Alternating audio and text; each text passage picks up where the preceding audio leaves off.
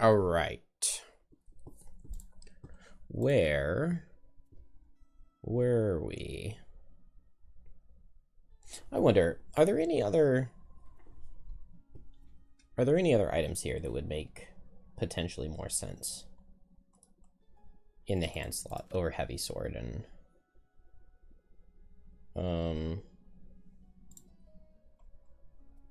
I don't really have materials, do I?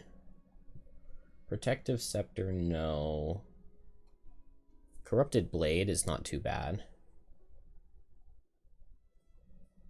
None of those really look all that good. What about purchasables?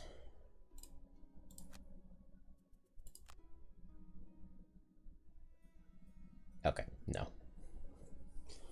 Versatile dagger is actually maybe almost even something that could be theoretically considered. Just because so many of your attacks are attack 1, especially with the Fateful Charm, if you can know how much damage you're going to be doing, then actually maybe doing a versatile dagger attack instead could be decent.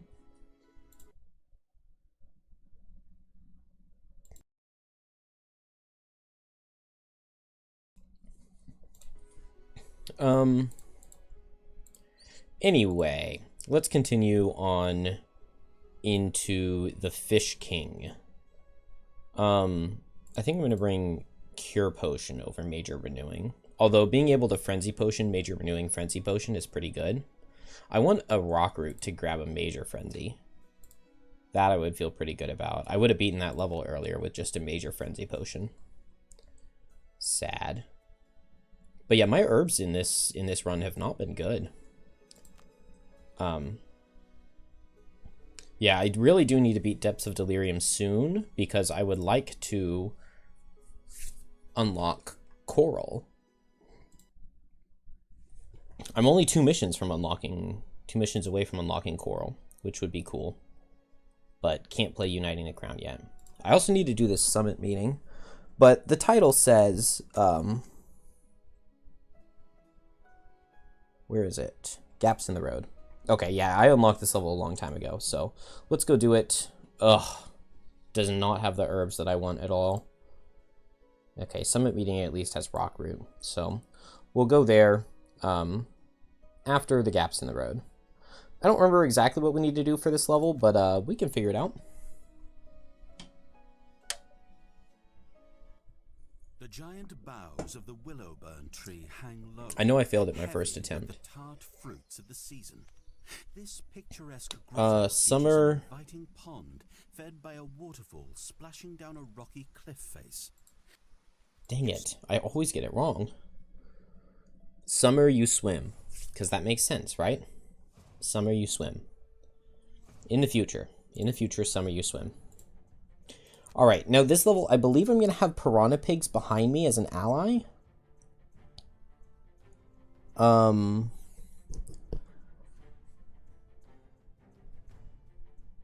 Algox, that's making me really want to do some Baning. So let's bring the Poison Vial. It's just really weird to not have the Poison Vial, and I want to try the Lucky Dice. That could be really good. Poison Vial makes me really not feel like I need Poison Dagger that much, but that's okay. I saw Forest Imps, so we want Crippling Terror for sure. Also, it seems like there are a large number of enemies, so slipping into death could be good. But, given that I'm such high level now, I'm going to need to drop probably Soul Hunger, which is sad. Tumultuous Panic could go. This really isn't that... It's really not all that good. The loss is amazing, especially early. But you know what? Let's just drop the card and not worry about it.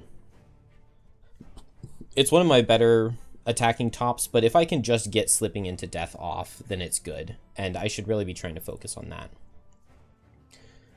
Kill fewer enemies? Probably not, right? Never do an action with a loss? Probably not. Get the most loot? Okay. Do I need to change anything up for Trap? I maybe don't need the invisibility card. Which means that I can put Path of Pain back in. And I like that. I could bring Spring Loaded to be able to pop these Forest Imps. Oh, and Wind Demons. That's okay. I think I have enough tools without... Well... Yeah, I have enough tools without it.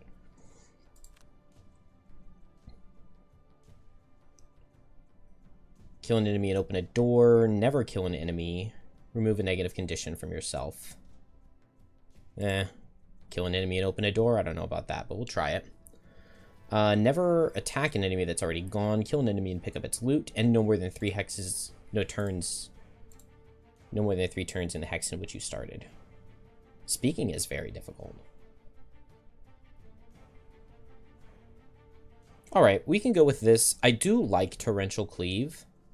Maybe I bring that over Slashing Cyclone since I added a 16 recently. This gives me a lot of late cards, but yeah, I'm happy with that. I'm happy there. Let's go. All undamaged enemies have Retaliate 2. Sucks for Kelp. And for Infuser. Let's skip it. I'm not super familiar with this level. Follow the directions so of the convalescing Leray to the highlands near the Whitefire Woods. As you arrive, a small group of piranha pigs waddles up behind you. Initially on guard, they sniff you and then wag their little spiral tails. Apparently, the Fish King has sent along some assistance.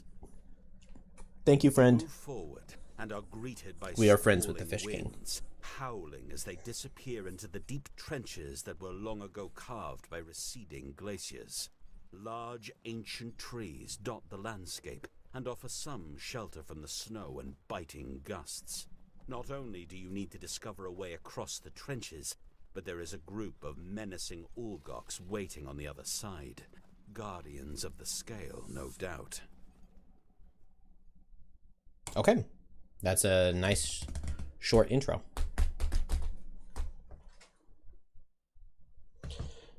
Man, it's so sad because there's so much more so much more Frosthaven I want to be playing right now that we have a lot more of the game. I really want to try a new permadeath file. Because now, like, early game can be quite varied, because I can unlock Prism relatively quickly and early. Trap, Meteor, Shackles, either Coral or Kelp can both be gotten early. Snowflake or Fist can both be gotten early. Ooh, that looks nice. Alright, well, we suffer damage and get brittled because I can't remember one of the literally starting road events. Dude, it's so nice that we're not, that we don't have just the horrible, not horrible, but the super plain, plain looking scenario tiles that you have with the physical Frosthaven, where, like, this is blue, even though these enemies don't really make sense for it being blue, and, like, these trench holes were water. And so, like, I completely messed up the whole thing that you can do here. You can attack this tree to knock it down to cover these, so that you can then walk across. Otherwise, you have to jump over.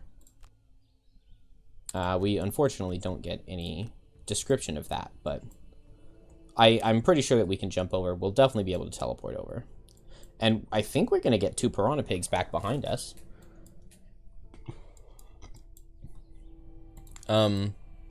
This whole starting brittled thing is not really excellent, and I don't have my bottom multi-target heal anymore. So maybe I just want to start far away from the archers.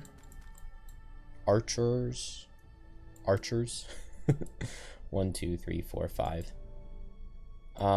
It's possible they wouldn't be able to reach me. Maybe they'll want to walk through this trap to get over to me. 28 health is quite a lot.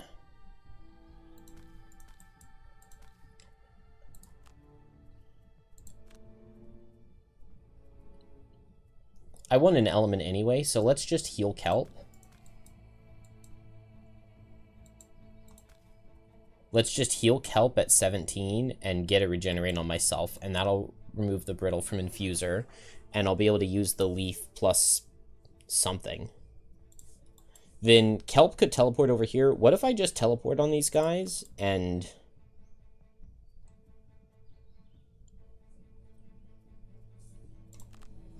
I just teleport on them and just hit them a bunch. and I draw an invisibility. That works for me. And then trap. I mean, I could build up a trap to hit the tree.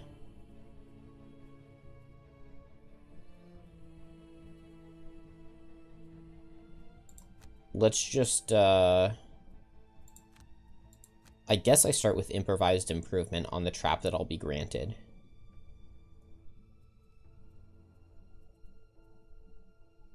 And then maybe I dangerous ground and I have an 11 damage trap.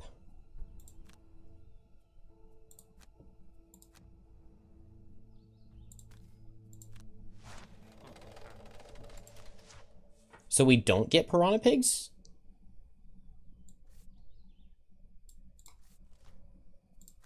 $32. I'm gonna boots up. Okay, there are the piranha pigs.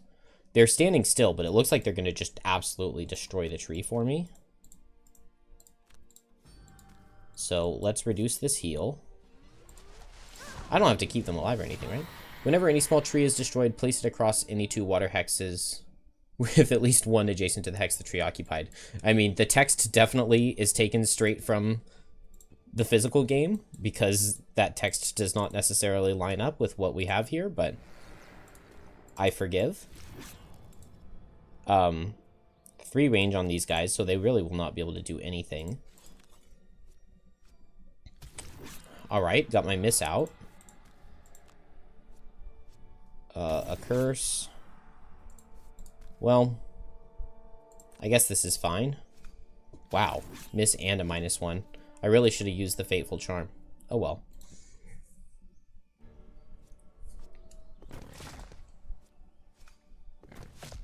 Okay, pigs destroy the tree, so we'll just get that going. And now, is this difficult terrain? It is difficult terrain. Ouch. Ow. Wow, that hurt. Okay, but I'll just go ahead and improvise improvement, and then I might as well move along this way and leave this behind. Now, I did not get to go invisible, but I can just stun. I guess I need to go fast, don't I? I can stun and then just teleport over this way. Meanwhile,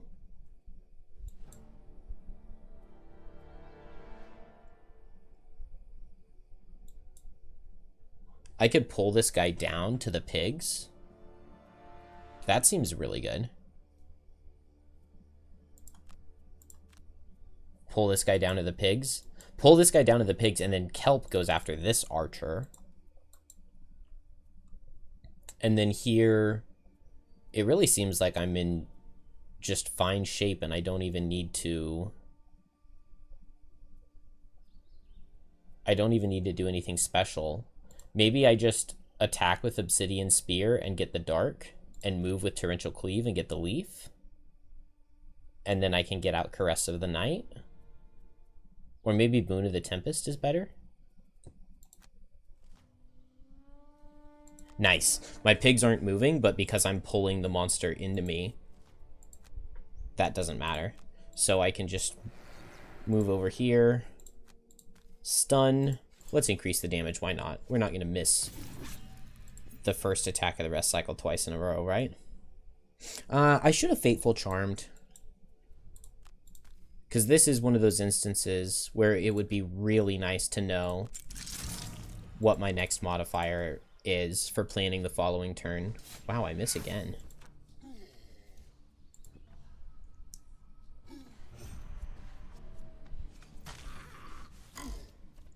Oh, trap was too slow. Oh, and I didn't have Boots of Speed.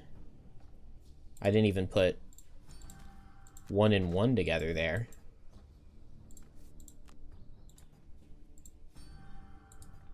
Oh, we already have Dark. Then I will just attack with Obsidian Spear just to attack with it. And so now I can get Caress of the Night.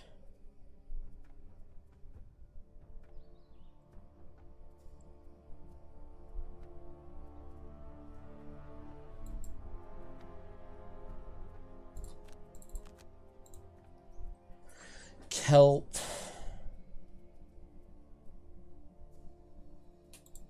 Maybe I'll just go for a bunch of attacks this turn, and we'll just see what I can get. Because I can get -1 stun, or disarm, or invisible. And I could add curses to their deck. I could add trophies. Any of those possibilities are pretty good. I'm really sad that I messed up the initiative on this guy, and I just didn't even notice. And, like, at this point, I could Dangerous Ground Extra Teeth with this trap, but is there really a point in doing that? What if I just move up and hit this guy with Path of Pain? And I just say, I am out of here. Okay, we finally got a move card out of Pigs. So let's just see the next modifier. It's a +1 curse. Let's leave that. Because I do not mind cursing. I could go Lucky Dice. No. We save this for a more important moment. Okay, 2 curses. I guess that means I do need to go ahead and pull 2 modifiers here. He's only attacking me for 3.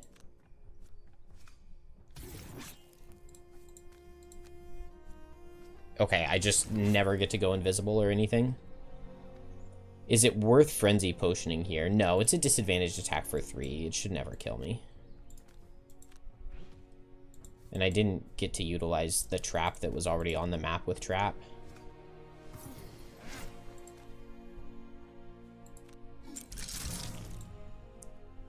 Don't need to push him anymore. And I can make this trap stronger. So we have a 10 damage trap to use in the next room. Yeah, let's just activate Caress of the Night and honestly just leave.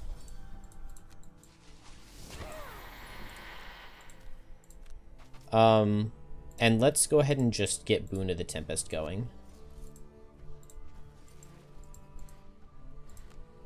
Because I can activate that right now, and then that'll give me jump, and it'll make it really easy to get over this pit. And Trap could work towards making this better. Now that's frustrating. Okay. I'm going to draw one of the curses I just put in, but that's not the end of the world. Alright, let's get some trophies out of this guy. Ideally.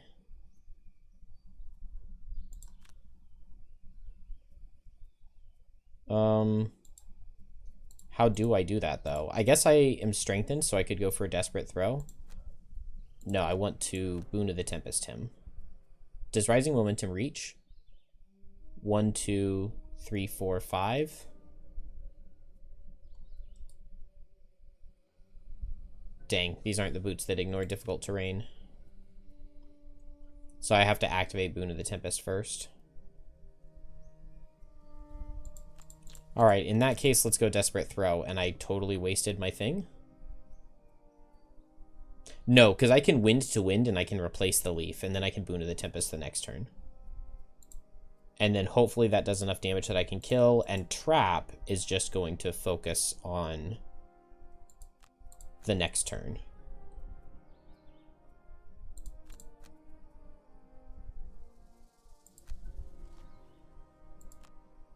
Or the next room.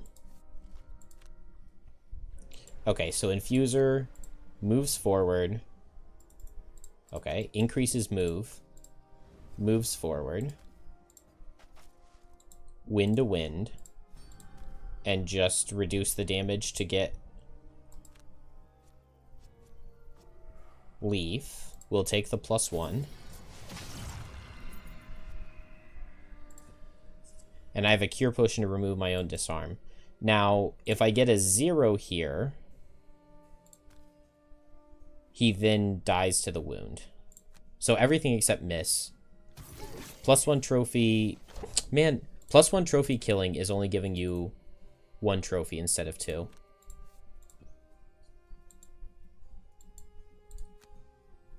Here, I put Dangerous Ground traps right there.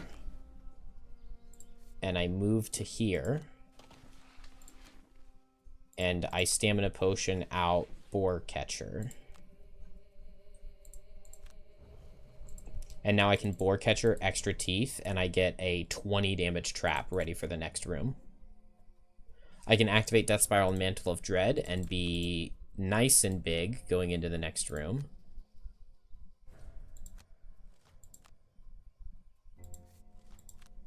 And activate my Boon of the Tempest. So Boar Catcher right there. Extra teeth. Skip. Combine. And that is a big 20-point trap. Now, my battle goal was to, on trap, well, we can't go back and see it. It was to open a door and kill an enemy at the same time. So I'm wondering if it's at all possible for me to do that here. It seems like it should be.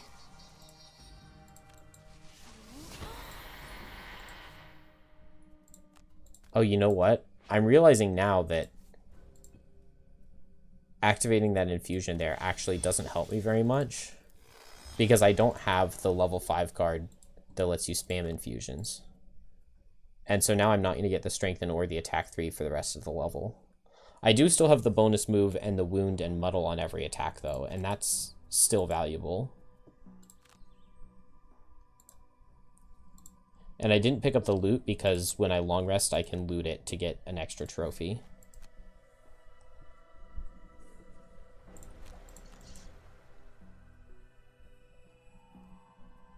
Okay, let's drop the sword. And let's drop slipping into death.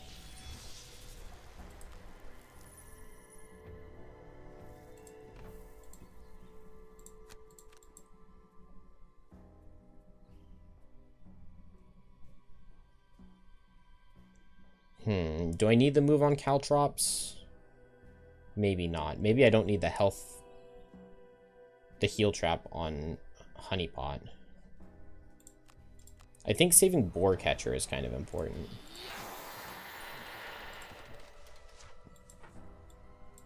So I kind of want to just move Trap out of the way. I just don't know if there are going to be any enemies anywhere near the door. But let's just move Kelp out of the way. We'll let Kelp kind of sit to the side for a second. I would love to get a Succumb to Fear off in this next room. Let's not Grim Trophies. So I'm just going to get out of the way. 1, 2, 3, 4, 5. I literally need to play my move 5 here, and I just lost it. Well, that was dumb. Oh, but I have boots for extra move? I do have boots for extra move, so I can move 5 with Honeypot. And then we're just going to play Dismantle, and hopefully I can reach something to get my battle goal, my overachiever. And then going late and just hitting 1 or 2 things with Obsidian Spear, getting that wound and muddle going, that sounds pretty good. I get a move 5 jump. So lame with Kelp, but we're just going to move here. And now, why can't I use my boots? Oh, these are during your move ability. Okay. Skip, skip, open. Can I reach that guy? Oh, I don't kill that guy. 1, 2, 3, 4.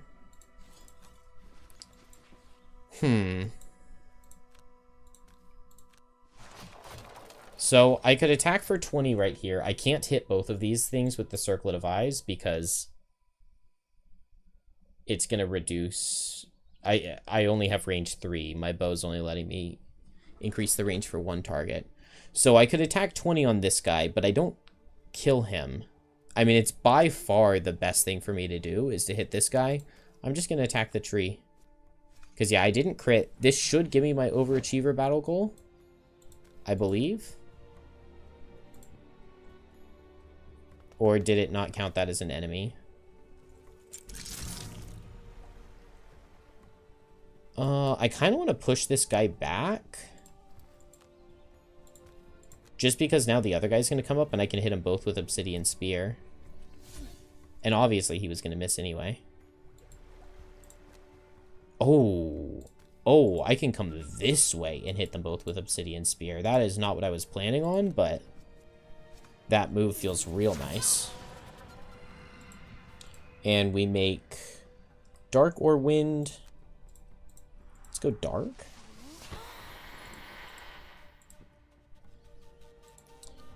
Now, I think I just attack with Dire Frenzy.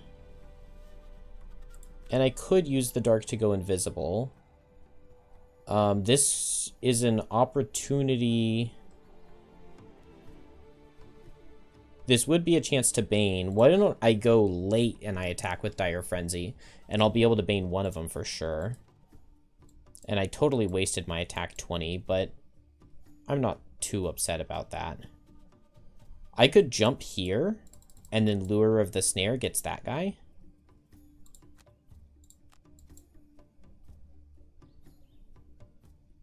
Not necessarily good, but I mean, I feel like a troll, at least a little bit. I could Brittle and then use the Brittle to Bane, but they're already wounded, so that feels kind of useless. What if I... Ooh, I see. I move over here and I Brittle these guys, and then... Oh, but Trap's attacking, and that would pop the Brittle and not the Trap unless I miss. I see how it is. So I would have to use the bottom of Lure of the Snare to get the 8 damage Brittle Trap. Which means that I would need like a push or a pull or something with Infuser. That's okay. That's okay. We'll just get attack 3 on the Brittle. Can use my free element to get a, well, to get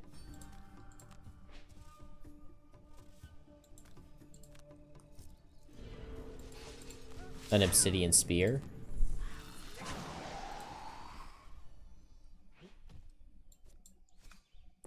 Pigs jump forward, deal good damage. The pigs will tank for me. Okay, not really good damage, but...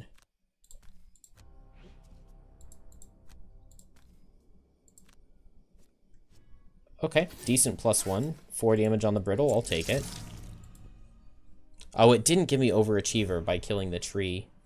That is sad.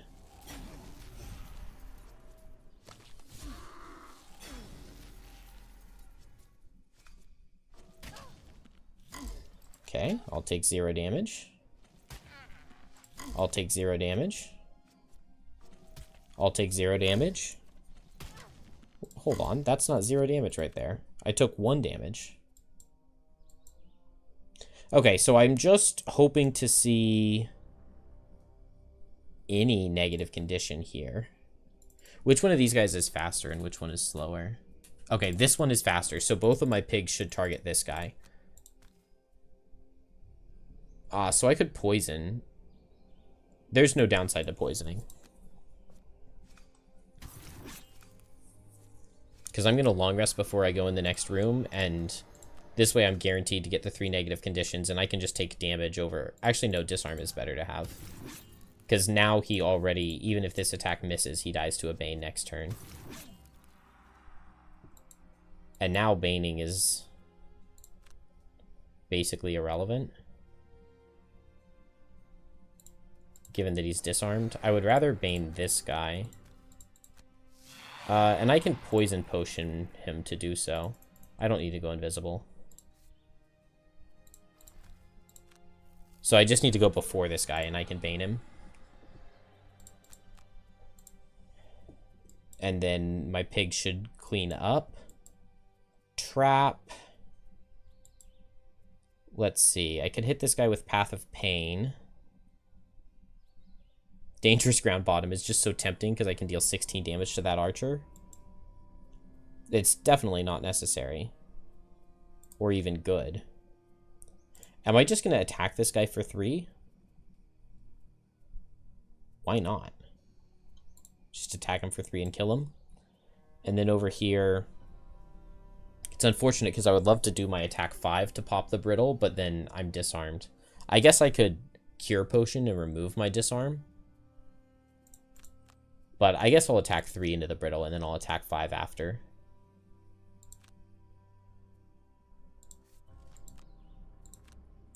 So Kelp, we just bane this guy. I should get the stun, I believe. And then maybe I'll just wound. And then even if trap misses the kill, it works well. I could have muddled too. Oh, I should have muddled because he's going to get to hit me.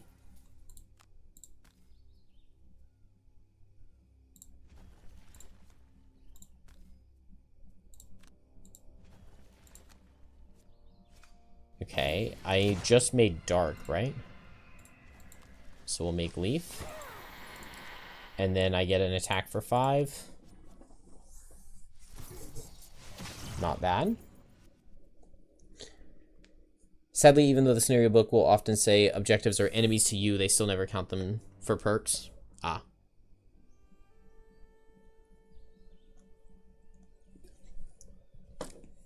Oh well. I mean, I shouldn't have wasted my attack 20 into the tree, but also we can very clearly see that it doesn't really matter, right? Like, I'm still in really good shape here. I almost want to just ignore this guy.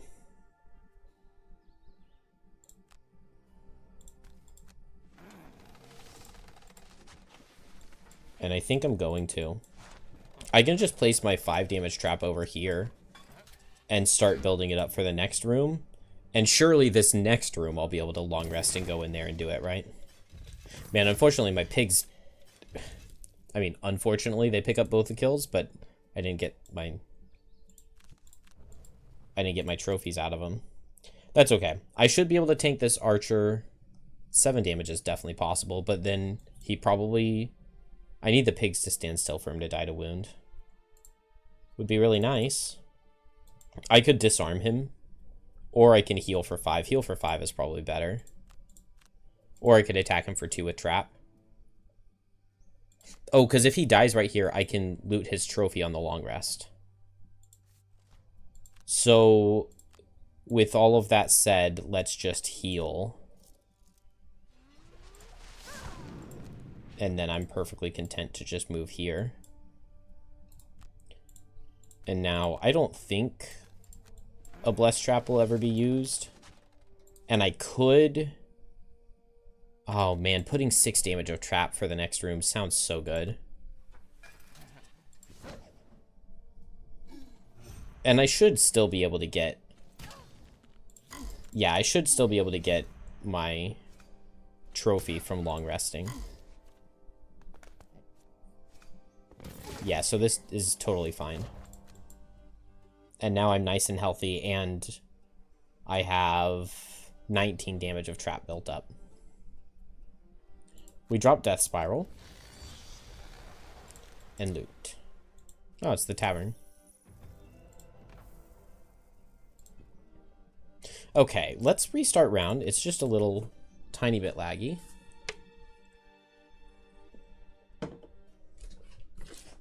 And hello, Maximus.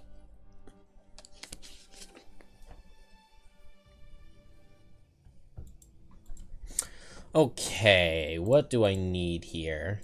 It's nap time. And...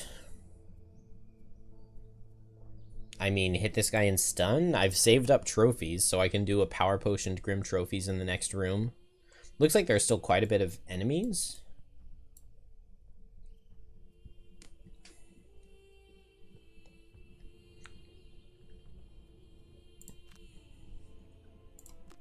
I'm kind of thinking I just, like, attack to 2 with Succumb to Fear.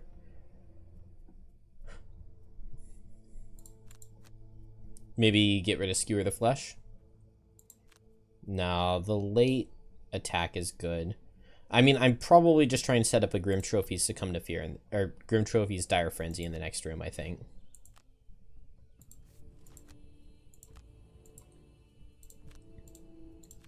So we'll just move up here. Muddle this guy for good measure. And then just punch him in the face and... And yeah, he'll get off one disadvantaged attack.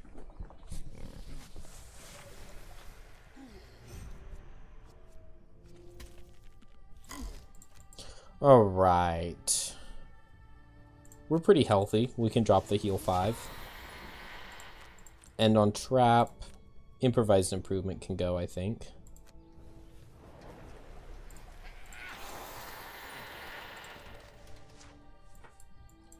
Now, I guess I really want trap to be able to open the door.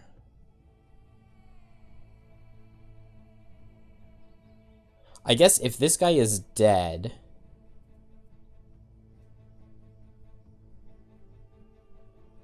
then I can use extra teeth.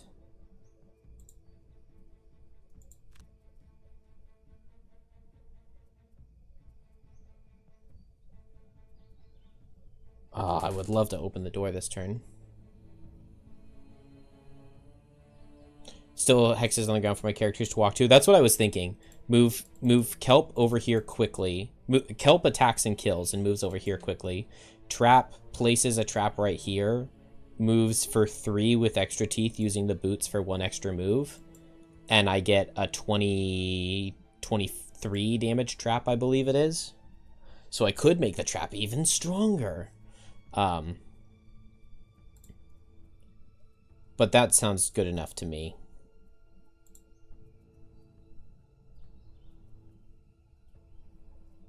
And then here, maybe I just want to get Leaf and Dark ready so that I could get an Obsidian Spear as I open the door. So Leaf and Dark.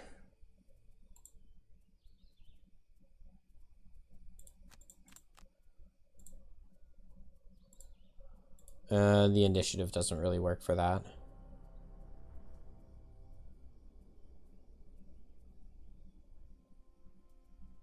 What about Kelp? Can Kelp set Dark? If I kill with Claw of Doom, okay, that's fine.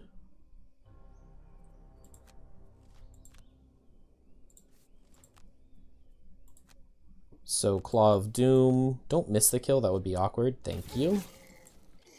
And then let's just get out of the way. And then I'm just going to... Oh, I can move over here. That's better. What was my battle goal here? Kill an enemy and pick up its loot. Okay. Very possible. Or catcher right there. And now we just use the boots to get right here. And this should be 23 damage. Yes, excellent. And now the trap is actually right on the door. So I can just go fast and hopefully kill something with dismantle. Hopefully I'll be in range of 2 targets. Let's just go late and skewer the flesh and probably teleport in with it and maybe get off a Dire Frenzy, and then I can short rest Grim Trophy's Dire Frenzy. And then I have the elements, so let's go for like a medium ranged, move in with my top and stun with my bottom. Why not?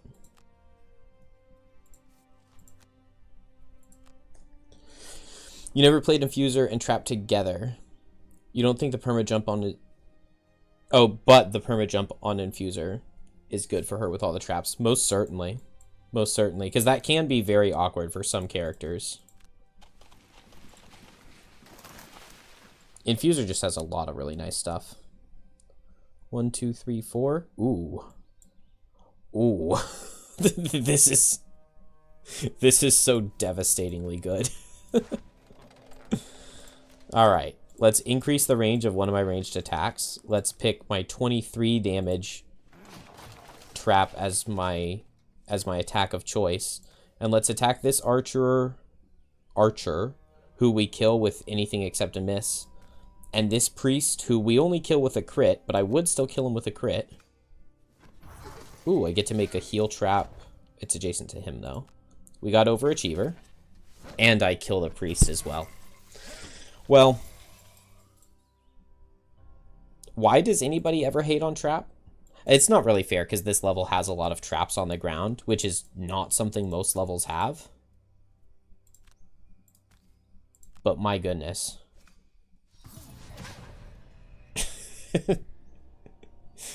Yeah, trap is a little bit crazy sometimes. Okay, these guys are just going to attack me for 3. See if I care. Ooh, I can even attack here and get this wound going. And I get wind and dark. I don't think I get anything out of that, but...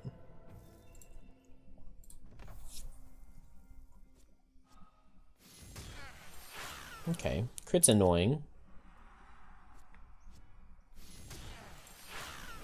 But the armor saves me.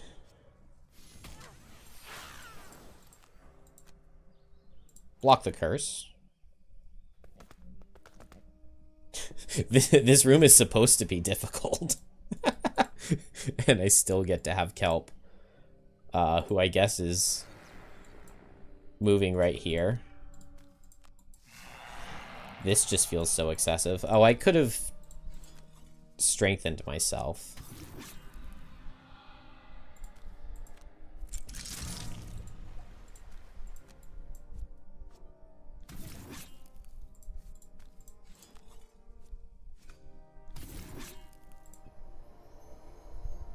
Alright, well, I don't even need to Grim Trophies. I'll just long rest. And then I can Desperate Throw plus Ward. Yeah, that's good enough. And then I've got Lure of the Snare, except... Does it just not even work if... Oh, the trap has to be range 3. Okay, so I can't Lure of the Snare on that trap. I could Dangerous Ground. Dangerous Ground bottom kills this guy and kills one of these guys. I mean, how do I not just do that? Oh, it's the stupidest thing in the universe. It's the stupidest thing in the universe, but I literally just kill everything with the Dangerous Ground loss if I short rest. So I'm just going to do that, even though it's extremely dumb. Let's just attack this guy. And now he dies to the wound next turn. Get this ward. Trap. I'm going to place a trap with extra teeth. And then I'm going to click on Dangerous Ground. And this guy dies. And this guy dies. And this guy dies. And the Piranha Pigs literally haven't even gotten to, like, take a turn. And this entire room. Trap almost soloed the entire room. Yeah, get out of here, Piranha Pigs. Thinking they're gonna get to be useful.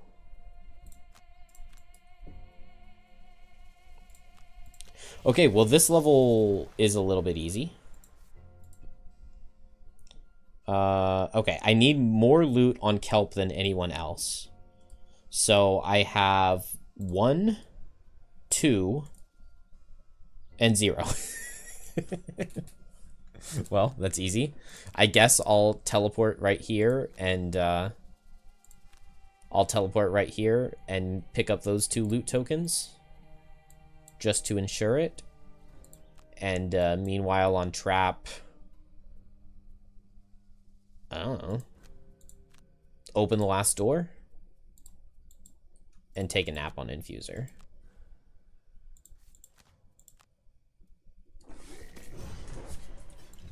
Sometimes the levels just play themselves. I never even used my power potions.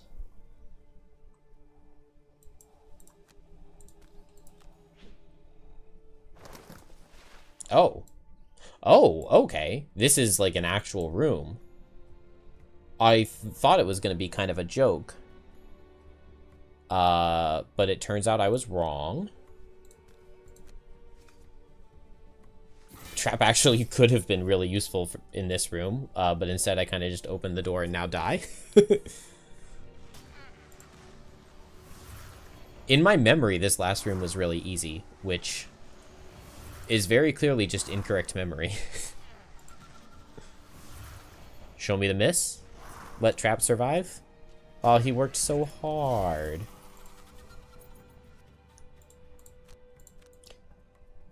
That's okay. I kind of feel like Infuser could solo the rest of this level from here. But it doesn't have to. Let's go for the Crippling Terror Dire Frenzy. Grim Trophies would have been nice, but if I don't have it, Crippling Terror is still good. And then I'm thinking, which is never a good sign, I'm thinking here I will just place down like Wound Trap, Backup Wound Trap, and 5 damage trap, and make the priest walk through it. And then over here, I can go late and just move enough to get on top of something. And Trap can't outspeed that. Sorry, Trap. Okay, let's teleport here. Ooh, I only get Pierce onto the target I give the negative condition to.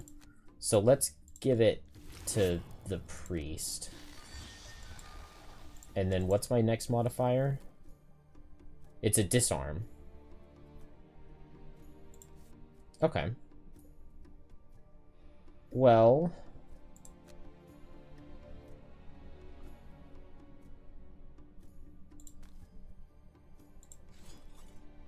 let's just go ahead and use that here. Let's see, would it be worth it to Lucky Dice? It makes me very likely to go invisible. Lucky Dice? Okay. Okay, we'll do it. We'll do it.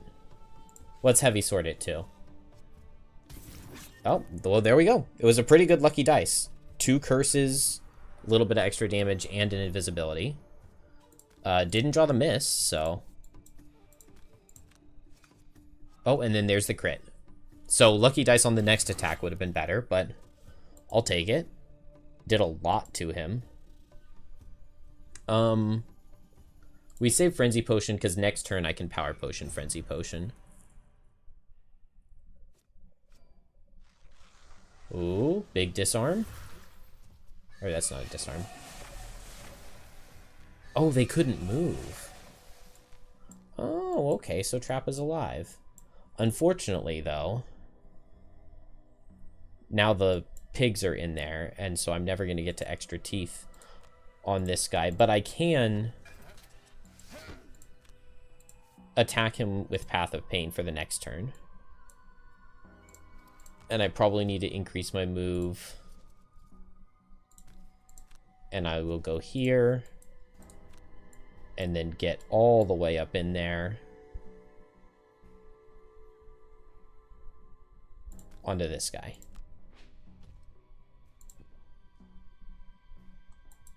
And now I'm just going to short rest. Because Grim Trophy's Dire Frenzy here should be good. They have a lot of shields, so maybe it won't be. I only have 1 Power Potion. Oh, no. Okay, I can't pick a different card on the short rest because I only have 1 health. But I can use Lure of the Snare to kill him. Well, not kill him, but make him suffer 5. Oh, I attack him for 2, and then I use Lure of the Snare. And that could very possibly kill him. Then here... Oh, I like Brittle.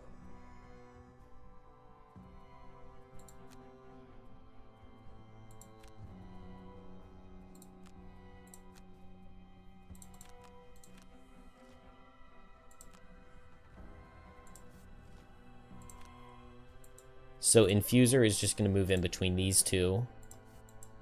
Which is kind of wasteful because I could have done that last turn, but that's okay. Get off some Brittles. Kelp is going to Power Potion. And let's first Grim Trophies. And I think I'm just going to put them all into this guy. Yeah, I only deal damage with pluses or with my Rolling Pierces.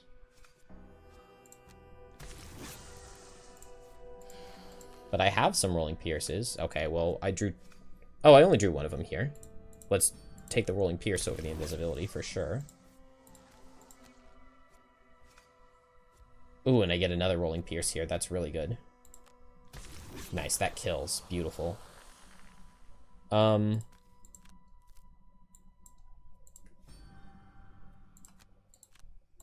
Muddle this guy, because why not?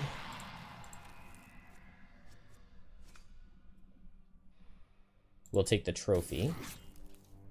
Do I have any more moves? No. Aw, dang, the Dire Frenzy +2 would have been really nice into the riddle.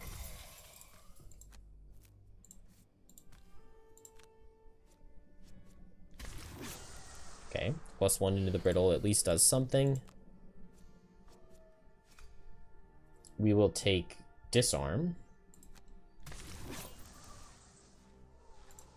And then we frenzy potion, because why not? There we go, there's a crit. Okay, absolutely huge damage. I could have wounded that guy. But oh well. I just Lure of the Snare onto that guy, and he suffers 10 with the brittle. I must move here. I feel compelled to do so. And we'll just put out another trap. And they both die to wound.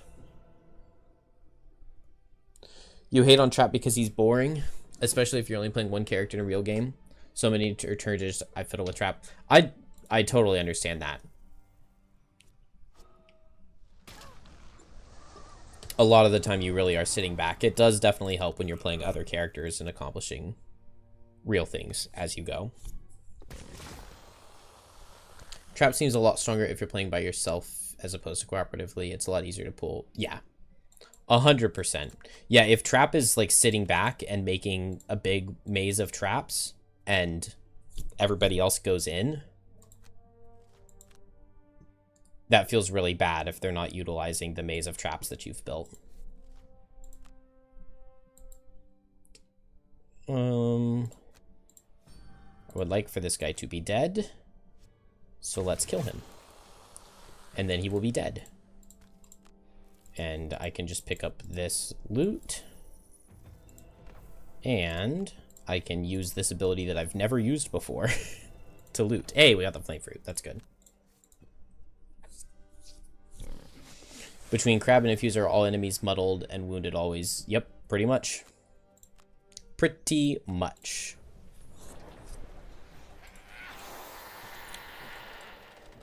That level went really, really easily. I guess the level does have to be easy, because if you don't side with the Fish King, then you don't get the Piranha Pigs helping you. But man, did they really trivialize things. Oh, I never got Mugger. Oh, man, and if I had killed the enemy on the last turn, I would have gotten it, because I looted with the bottom action. But I let Kelp get the kill. Oh, well. 104 damage dealt by Trap.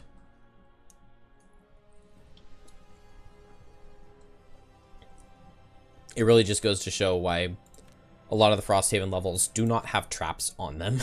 Because there were like, what, 6 or 7 traps just like sitting on the map.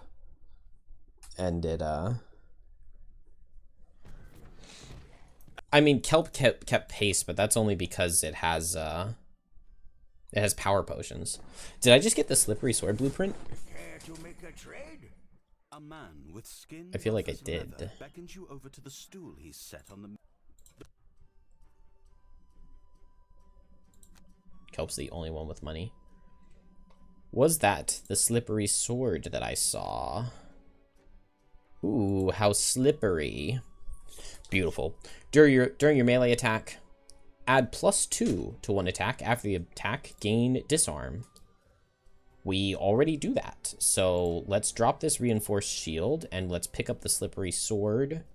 We need 1 hide. Oh, it's going to take the flame fruit that I just got. So I can sell a wood to buy a hide. And now I can slippery on a sword. And I'm very happy with that. Gives me nice little attack 7 nuke. And now I have a really good thing. I have a really good reason to want to give myself advantage. And I have a really good attack to do after I brittle. It does mean it has to be the following turn, but that's not the end of the world. And also this cure potion can be really nice for me. So I'm very happy with that. Very, very happy with that. Yep, synergy with Cure Potion. Exactly. All right, we get level 8. This is always a really tough call for me because both of these cards seem so good. So, Rip from the Bone, attack to target all adjacent enemies with wound. Gain a trophy for each enemy targeted. So, even if you're only hitting 2 enemies, like, hitting 2 enemies and wounding them is good. But, like, 11 speed, teleport, and disarm? That's so good. Like, how do you not take that? Unless you want to go back at the previous level and take the other haste in the end or dire frenzy. And then Unseen Horror, attack 4. If the target is out of sight from any of their allies, make it attack 5 and brittle. Or with Dark, you can ignore the line of sight restriction.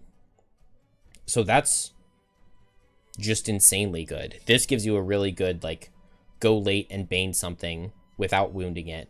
And then the next turn, attack them with brittle. Or if you have haste in the end, teleport onto something and hit them with Unseen Horror, and you get attack 5 and then make them suffer 20 on their turn. You can even use, like, the Battle Axe to hit 2 targets with this.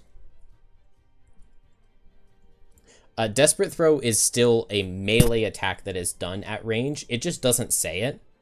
But, like, it didn't give me disadvantage when I used it on an adjacent target. And it is applying the wound and the muddle. So it doesn't say that it's a melee attack, but it is the way it's supposed to be. I do not know which one of these cards to take. I'm happy with either of them.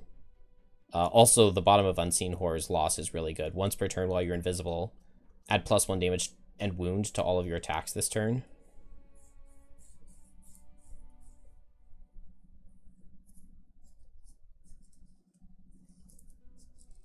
Wound is kind of redundant with Infuser. Yeah, it is.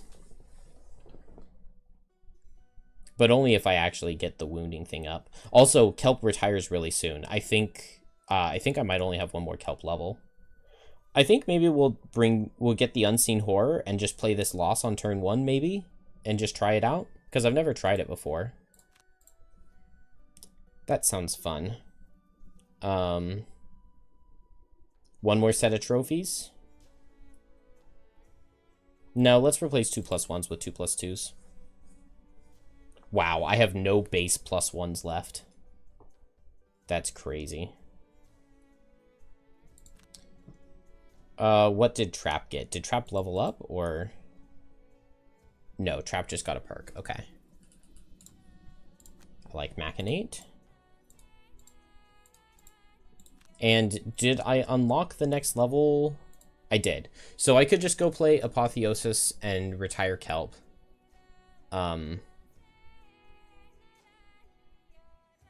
This level isn't the hardest.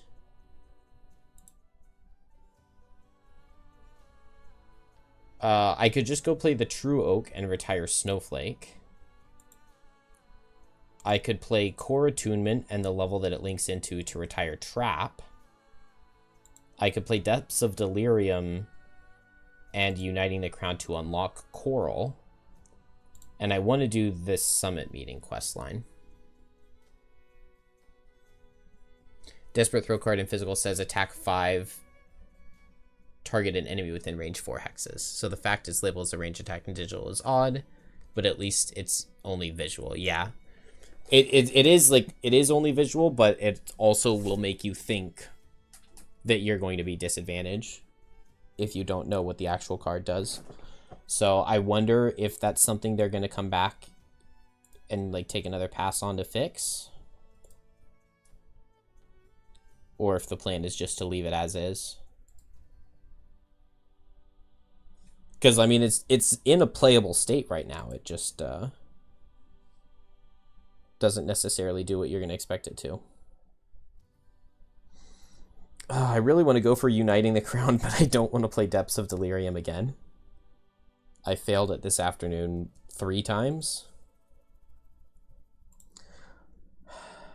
I don't want to retire Kelp because it's the new class, and if I retire Kelp and I don't immediately have Coral to play, that's kind of weird.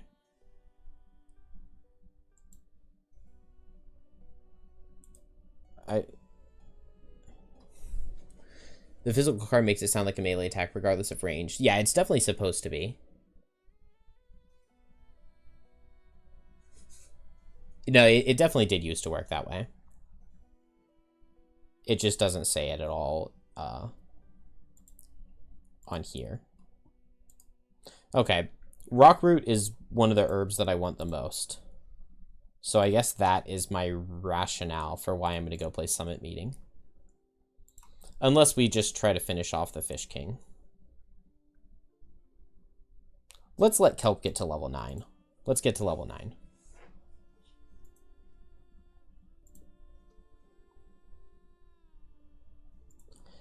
Have I increased the difficulty now? 5 plus 5 is 10, plus 8 is 18. 18 divided by 3 is 6, divided by 2 is 3. 3 plus 3 is 6. So as soon as I level up one time, I increase difficulty again.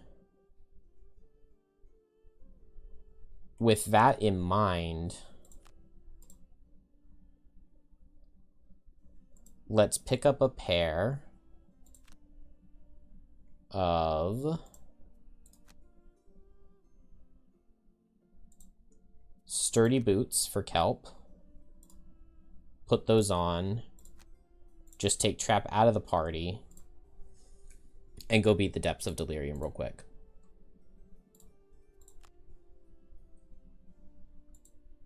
And I say real quick because, like, surely I won't fail anything or mess it up, right? Can I... No, I can't get this yet. Does Snowflake have my missing materials or Trap? Snowflake had it. Nice.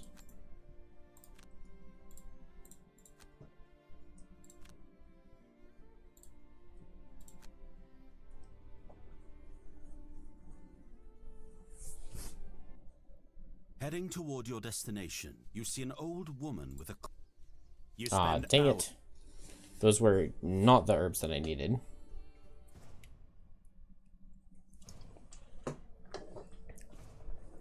Yeah, I mean, I start playing a Snowflake and I just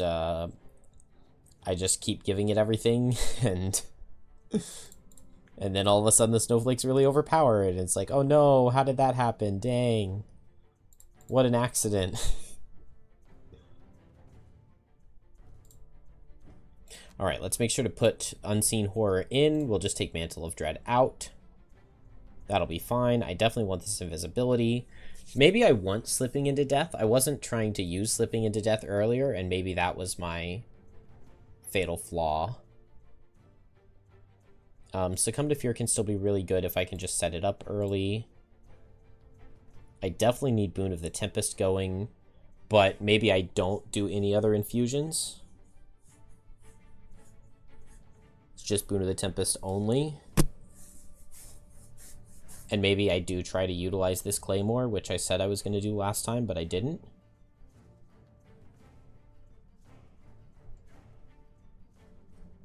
I have the Slippery Sword now, so that's really, really good.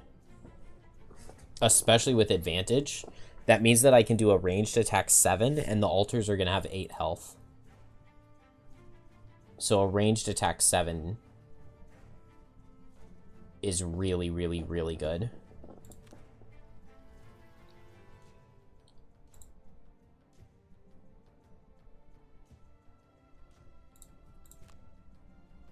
Enemies perform loot 1 at the end of each of their turns. If they get a loot token, they get strengthened.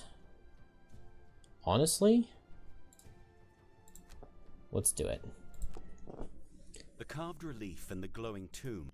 If the game on full release in June lets you edit character levels at your leisure, would I have any interest in doing max level runs where characters are always level 9 throughout the campaign?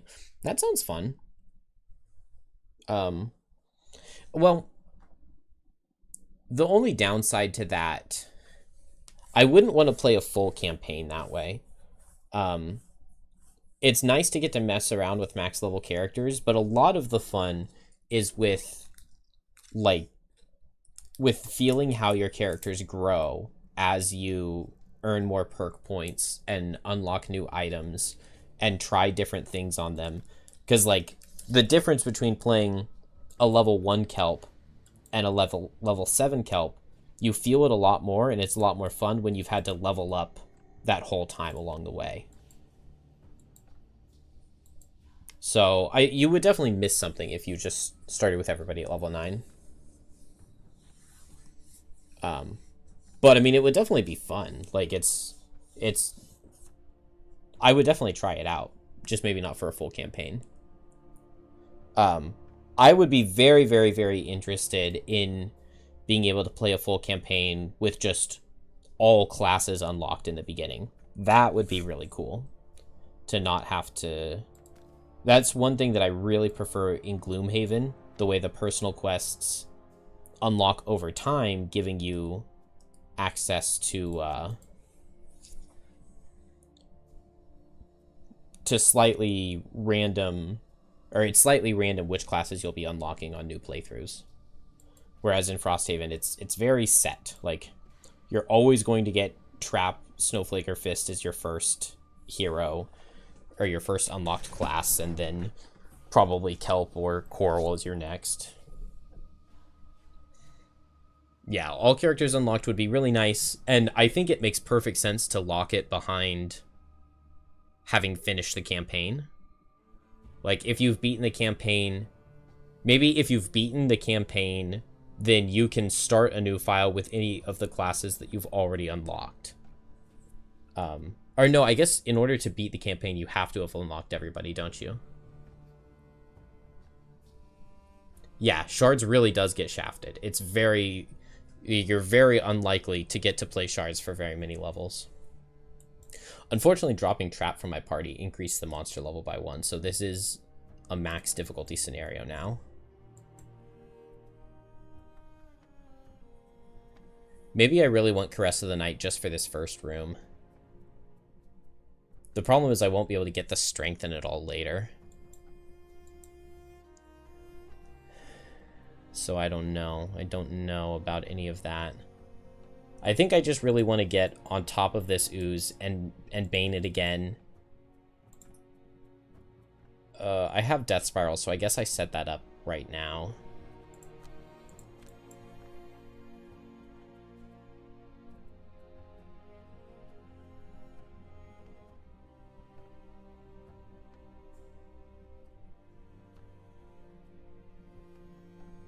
I wonder if getting the top of Unseen Horror is worth anything here, potentially.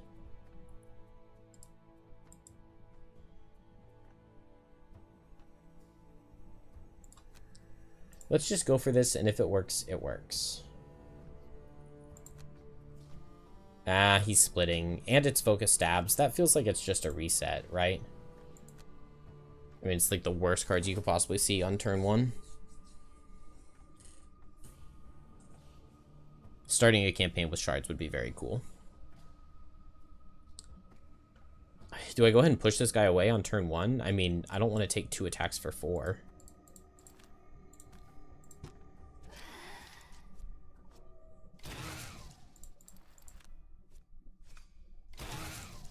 Yikes.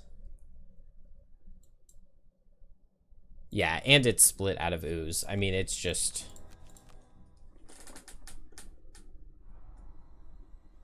You hate this mission with a passion? Need to win it to give you inspiration? No promises. I tried earlier, and I played for like 2 hours, and I got to the point where, with my final turn on Infuser, if I had drawn the right modifiers, I would have won. But I needed to draw a +1 and then a crit, and I drew 2 zeros. So one altar had 1 health, and the final altar had 3, I think. So it was close, but not enough. And now the difficulty has gone up by 1. Since Kelp just leveled up. But I did get the Slippery Sword on Infuser, so that's pretty good. We're just not gonna play it with that horrible turn 1 start. But I think I'm content to pick the same cards. And the problem is that these guys are going to wall me in. So I need more move or jump or something. Maybe I go here with Kelp and I can push this guy away. That'll work. But then, yeah, Kelp has teleport 3.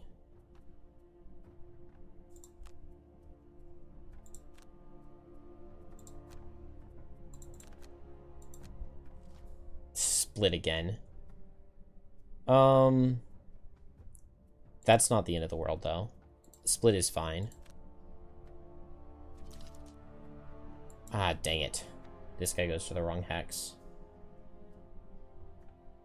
Because even if I push this guy away, then this guy goes right here.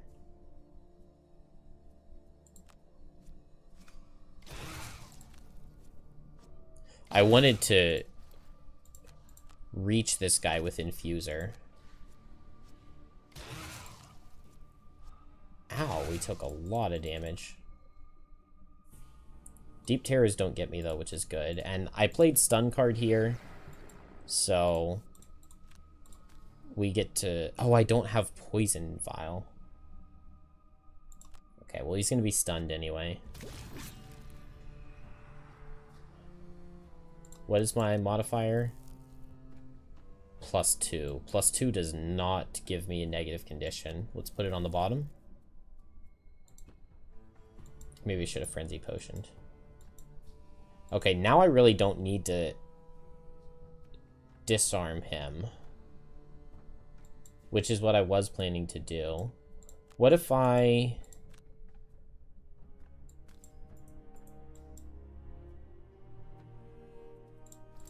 Let's use the boots to get extra move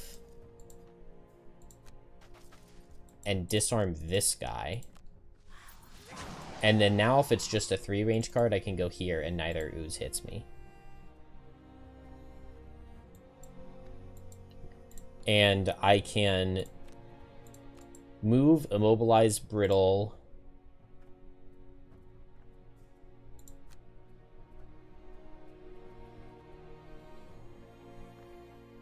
Oh, dang it, I could wound and bane, but that's no good.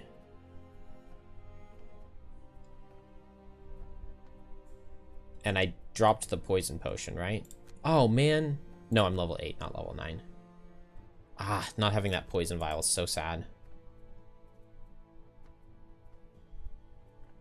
Because I can't attack him with anything unless it's a 0 disarm.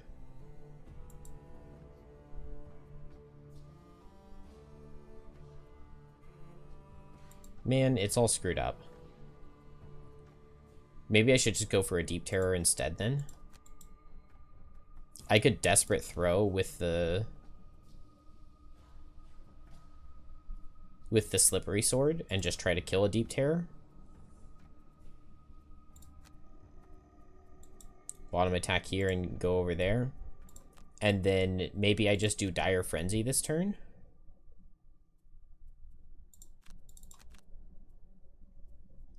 Wound with Dire Frenzy.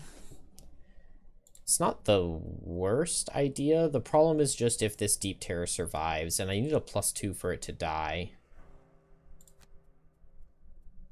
So that doesn't seem very likely. But I could run over there with Kelp. Okay. No attack. Straight line. Straight line is not bad. Okay, that increases my number of options. Maybe I can clear it up for you. When an altar dies, only the character who kills it gets their cards back. Yeah. Yeah, so when a Deep Terror damages a hero, you have to banish a card. Whenever you open a door, you have to banish a card. A hero can reclaim all their banished cards by destroying one of the altars of madness. So only work for the hero or their summon who lands the final blow.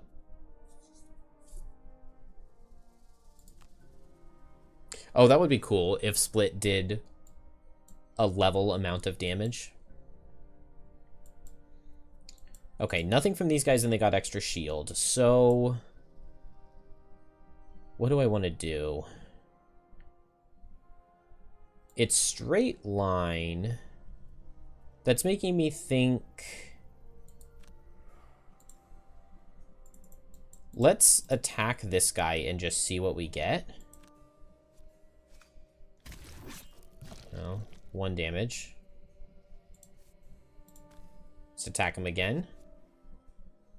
Stun. Okay. Well, he doesn't get me. I guess if that's the case, then I don't have anything good that I could draw on him. Okay. Let's wound here, and then I can just get away from this deep terror. Or I can go late or something. So I could do my attack 7 over here. Yeah, let's do that. So let's just attack. Oh no, I got the +2. The +2 that would have killed this guy. Okay. Instead, I make dark or wind. Dark is probably better. I'll take the disarm. And I don't get hurt at all here. And I can just back off and heal for 5 while I'm disarmed. And that won't be a big deal. I could just move down here and brittle both of these guys. Or brittle one of them. Yeah, the new rule set descriptions, I mean, these are just so good. They did such an amazing job with these level descriptions. I mean, they are like, this absolutely blows my mind, like, at how well they implemented the rule descriptions. It's a shame that they add new levels, and as they add the new levels, the new descriptions aren't ready yet. But it's still really good. All the ones that they have.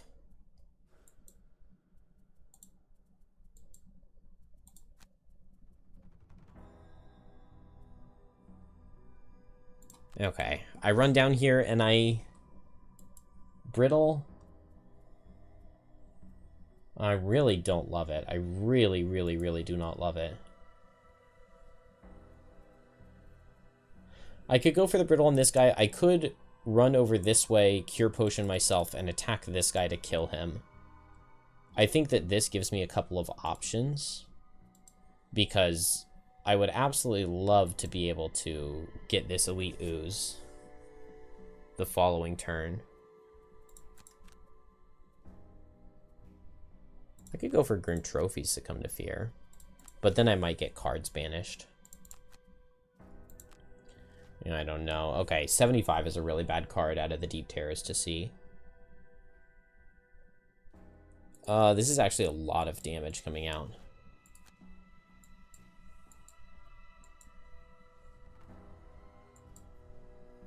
This is a lot of damage. How do I survive? I have to run away from Deep Terrors.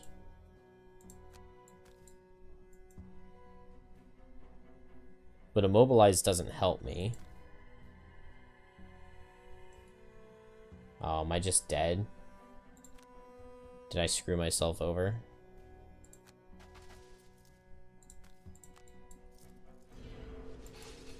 Feels like I'm just dead.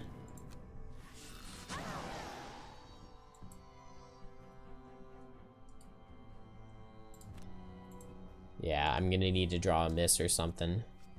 Okay, well, there's a curse. Thank you, Kelp.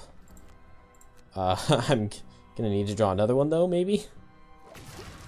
+1, and I literally just exactly don't have enough armor.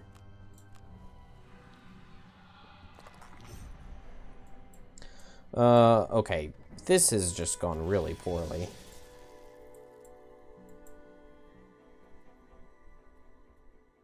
Is it worth it to Frenzy Potion this guy to kill him with slipping into death? Seems so wasteful.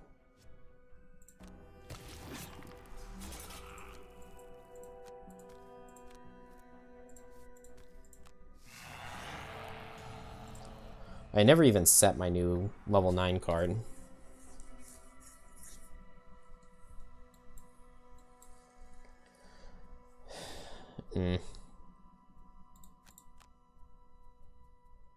Okay, I do not like bringing the Crude Spear over a Poison Dagger. Not having the Poison Dagger really messed me up. So I think I'm going to leave. I'm going to grab the Poison Dagger.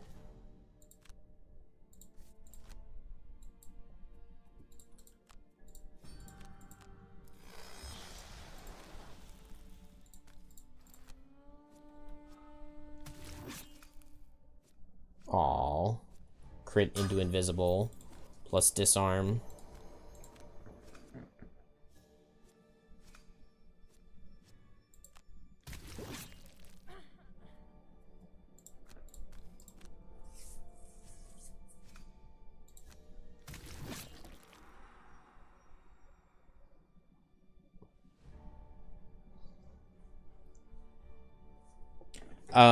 The Bane wasn't useless just because I had the thing that stuns him, so it means that he's stunned for this turn instead of getting a turn off. But generally, yes, like it wasn't good.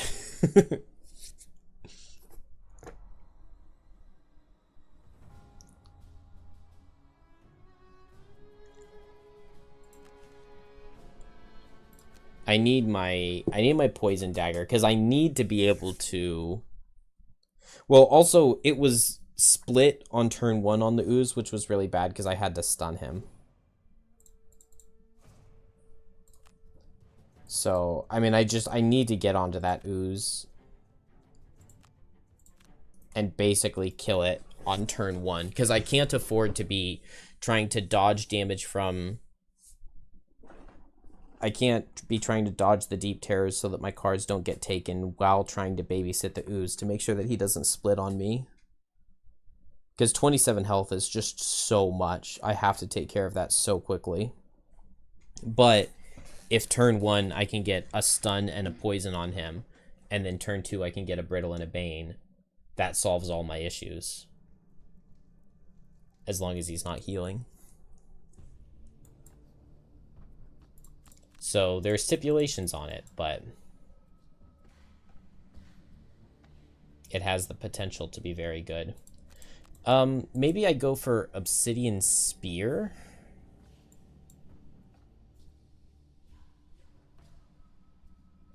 Because then I can move. I should be able to always move 3, I think. Because if I spread out like this, one guy comes here. Which one of them is faster? Okay, this guy goes here, this guy goes here. And then I can move up an Obsidian Spear. And I'll always be able to have him on top of me. Okay. This is better and good. The initiatives work this time. The way better start. By far the best start.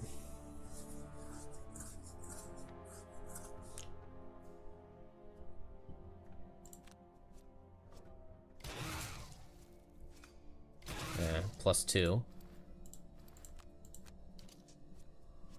Wait, didn't I check them and it was the other order?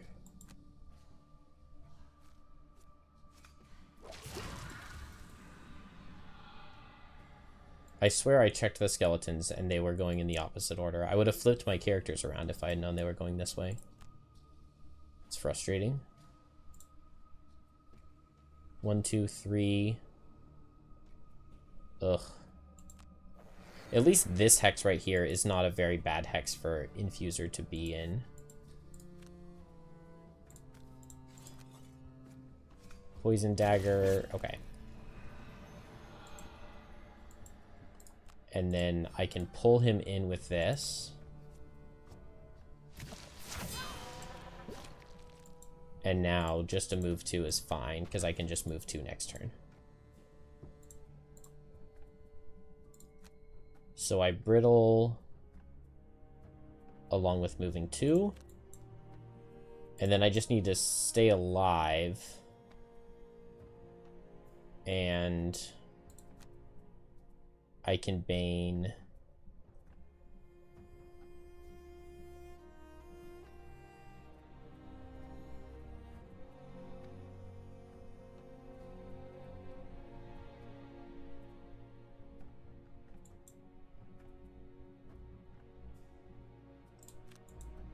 And it should be fine.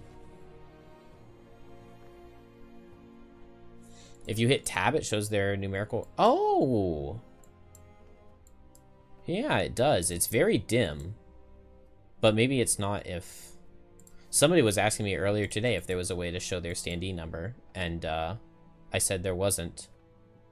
But you're right. I mean, it's really hard to see. But this guy's 6. And this guy is 5. I did not know that, though. Thank you. Okay, they're straight lining. Unfortunately, I don't Brittle doesn't quite kill this guy. I could Frenzy Potion, then a +1 would have him die.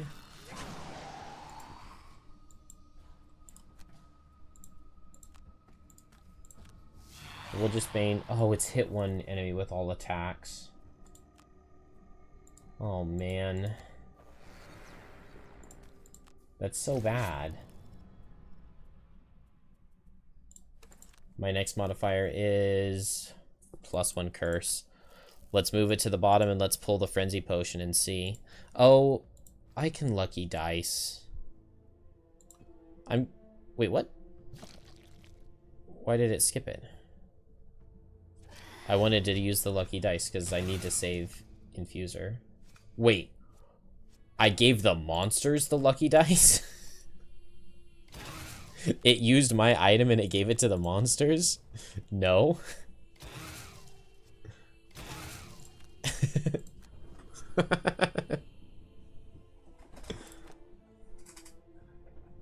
Explain that one to me.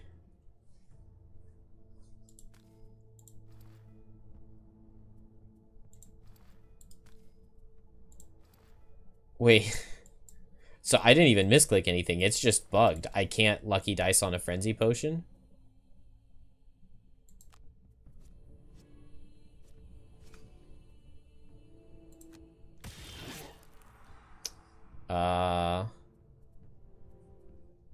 That's not good.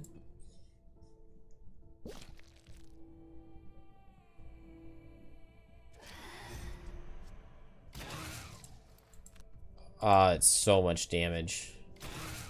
Oh, come on. Oh, man. I really thought that this start was going to work, and it just does not at all.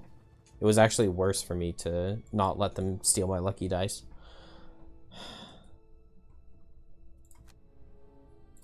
Okay.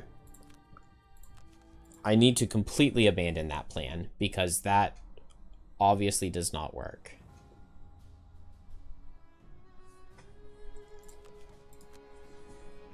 Because that's like 3 times. Yeah, Lucky Dicing them into a miss would be nice. Definitely not giving them 3 extra blesses. Man, so what even went wrong there? It's just that the skeletons hit me so hard. They drew a +2 on the first turn. Then the hit one target with all attacks is brutal. So I need to mitigate some damage out of them. This first room is hard.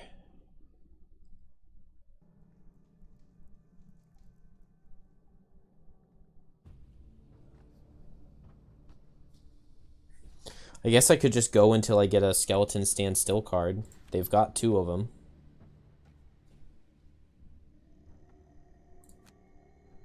Because a Skeleton Stand Still on turn 1 makes a huge difference. It's way better.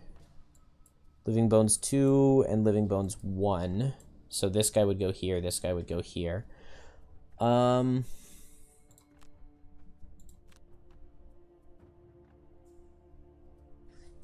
What are my other options? Once per turn while you're invisible, pay a trophy to essentially get a power potion and add wound to all of your attacks. Maybe that's a little harder than I thought. Isn't enough room to spread out and avoid the deep terrors? Yeah. You can reduce their line of sight quite a bit.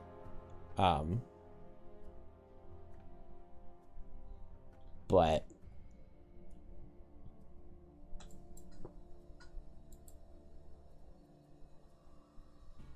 it's always going to be really tough. Maybe I need to let the skeletons come to me, hurt them, and then try to slipping into death.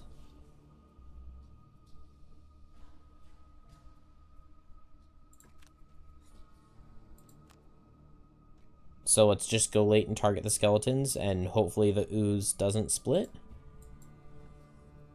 I don't know, any plan that starts with hopefully the ooze doesn't split.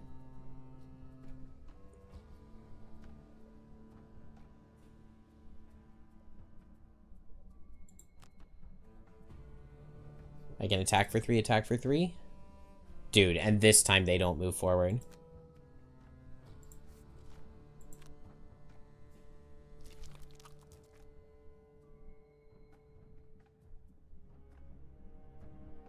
Alright, Maximus, have a good one.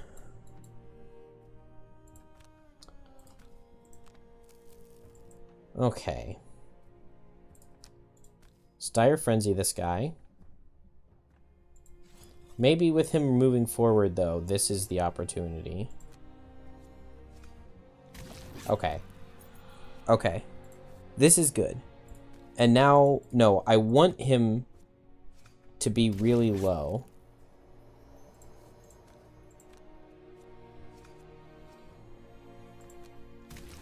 Because I want to be able to kill him with slipping into death. Yes.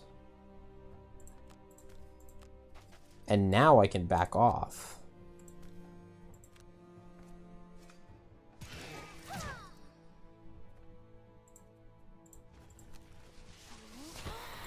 Okay, this is a good start. So now I brittle.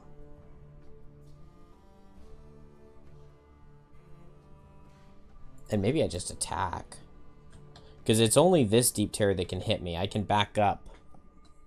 I can back up. And then Bane nearly kills.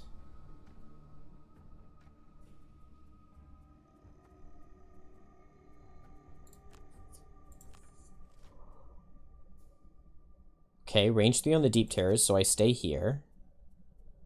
Very good start.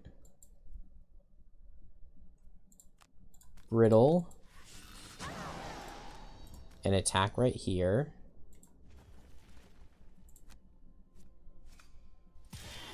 Leaf to dark, so this is wind.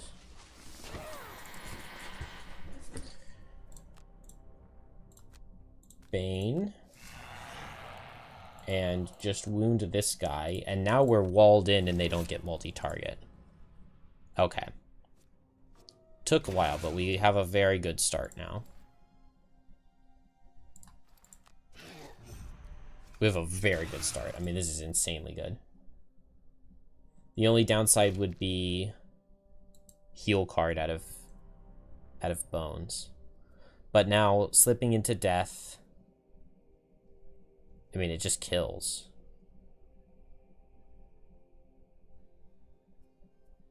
So I could activate Unseen Horror.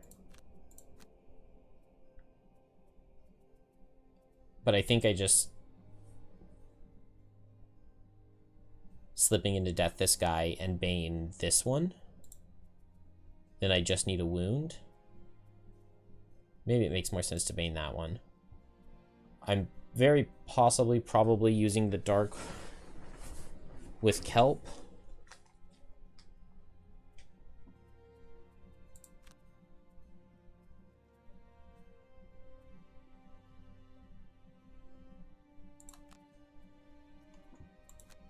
What do we get? Okay, Terrible Growth. I have to back up. And Focus Stabs is not great, but I played my Disarm card.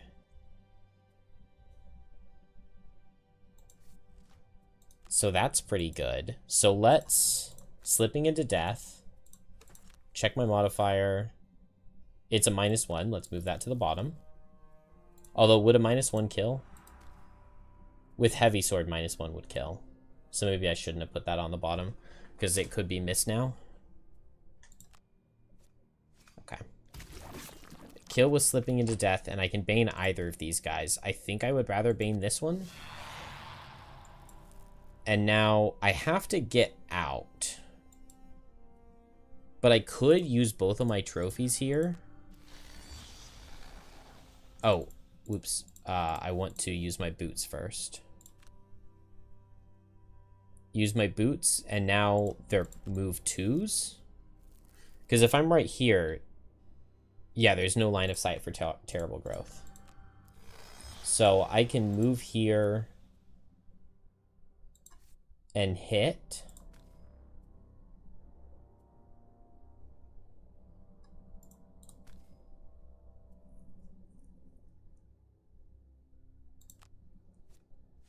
Nice. Beautiful disarm. And then move here. And then I disarm this guy. And now neither of them get anything on me. And I back up 1, 2, 3, 4, 5, 6. I need to back up 2. Yes.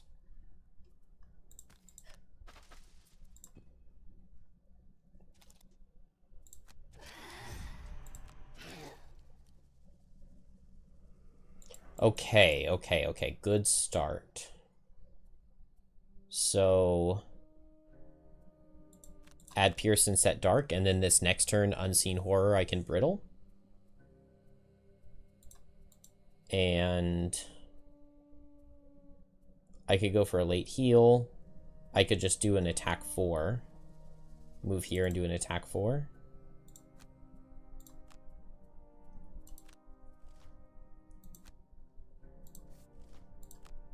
Not bad. No Slippery Sword, not yet.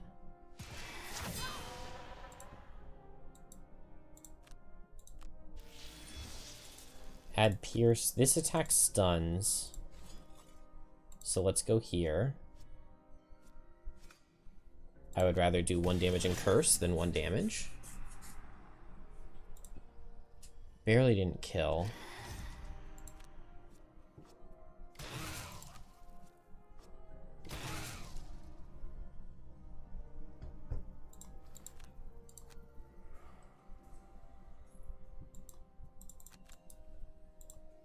Okay, no trophies is kind of crazy.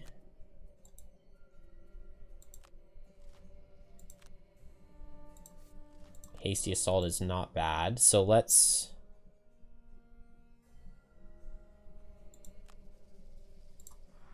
just do this Unseen Horror attack. Get the kill, and I'm cool to stay here. And then do I heal for 5? I think I heal for 5 over attacking this guy, because he's attacking for 3, and I'm just going to long rest when he dies to wound this next turn.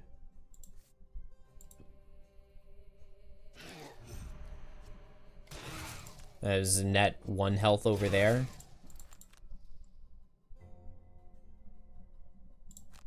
Okay.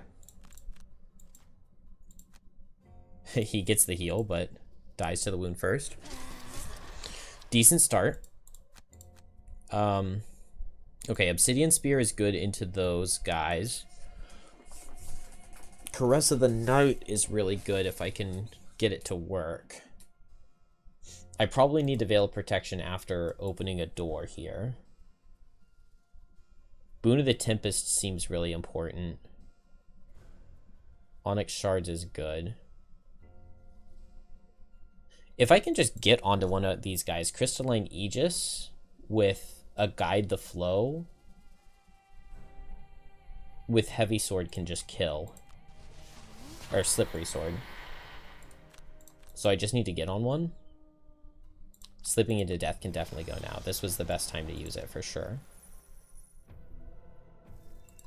Alright. Oh, that puts me at 3 trophies. Okay. 3 trophies is not too bad. Okay, so I go late and I teleport onto this guy. 1, 2, 3, 4. I go fast and I teleport onto this guy and I wound him and I get a Claw of Doom. And then 1, 2, 3, 1, 2, 3, 4. I can just run 1, 2, 3, 1, 2, 3, 4. I can just run and disarm. Or could I go really late and make it with Guide the Flow top? I could go 1, 2, 3, 1, 2, 3. Okay, I like that. Good. Very good card. 3 range is exactly what I wanted to see. So I get the wound. I get the stun. Let's Heavy Sword this. Very nice +1. Then plus the wound. I do not need very much more before he dies. Is this a Fateful Charm here? Just because it lets me plan my next turn much easier knowing exactly what the modifier is. Because if it's invisible, that makes things different. But I just set dark, so I can use the dark and just go here and go invisible. It'll take one of my trophies, but I guess that's fine. I'm going to use the boots because I want to move all the way into this guy's face. And now I can brittle plus attack for 3 and make that an attack for 5. And if that kills, I'm happy. I'm content to open the door, and then I'll have advantage. So I can Dire Frenzy. Yeah. Okay. Good. This is very good unless I miss the kill with Infuser, which is very possible. It's not very possible because I have a Frenzy Potion. So a 0 or better kills. Literally everything except for miss was totally fine.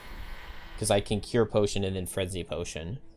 But now Frenzy Potion doesn't kill. Like, literally everything except for miss. And look at how many modifiers it could have been. Even -1 would have been fine. Literally everything except for miss. That's so crazy. In that case, we're going to do the Frenzy Potion. And oh no, it misses. That's so crazy. Okay, and now I get the 0.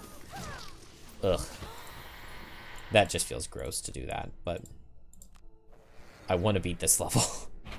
I mean, the level is already so hard. Okay, I dropped Claw of Doom because it would be really nice to get Claw of Doom back after destroying the altar. And it would be really nice to get back Guide the Flow, maybe? Do I want bottom attack for burst damage, or do I want Obsidian Spear to potentially hit 2 targets? I guess once I destroy an altar, I don't need any card back for any particular reason. Let's use the dark and go invisible and get advantage. Hit this guy with the advantage. I will take a crit. Get my trophy back. Hit this guy because I wasn't going to reach anything else. And I just went invisible on this turn already. Okay, well, invisible again. Some sort of stun or something would have been better, but oh well. Don't want to be next to the Deep Terror.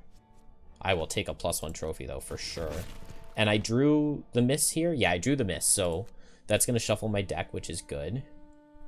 Frenzy Potion would guaranteed not miss, but let's check our modifier. It's a +2. Okay, so we'll leave the +2 right where it is. Oh, no, I'm not checking my modifier because they're going to shuffle. Oh, dang it. All right, do this again real quick. But yeah, it's going to shuffle, so save the Fateful Charm for next turn. It just means that I don't get to plan going into my turn ahead of time, which would have been nice.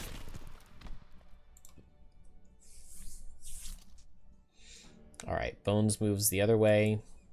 Annoying, but not the end of the world. I am disarmed, so let's just heal on this turn. And then next turn I can move in a lot.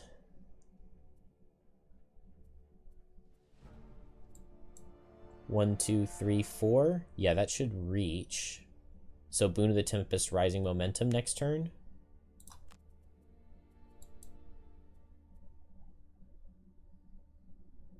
The only thing is, do I want to summon the sword? Well, I can't attack if I summon the sword, right? So while it's tempting, maybe it's not that good. Alright, so Kelp, we have no idea what the modifier is going to be. But I have a lot of trophies. And I'm going to have advantage for everything. And I can get to this guy really easily. So I think I Grim Trophies and I just spend it all. And I can just Unseen Horror and start off with an attack for 4. That seems really good. with 5 modifiers, surely. If I draw 10, I'll draw an invisibility. Okay. Oh, terrible growth. But as long as I go invisible, it's fine. So I don't even need to check my modifier. Okay. We start off with a crit. So that's a good start. I think I do go ahead and use these boots just because it means that I can get to this guy immediately and poison dagger him. I think I take a trophy over 1 damage. And then now I just need to draw an invisibility. Disarm is better since it's worth a damage. Oh, curse or 1 damage. I think I take curse. Is this my last attack? And I still haven't drawn an invisible? So we roll. Okay.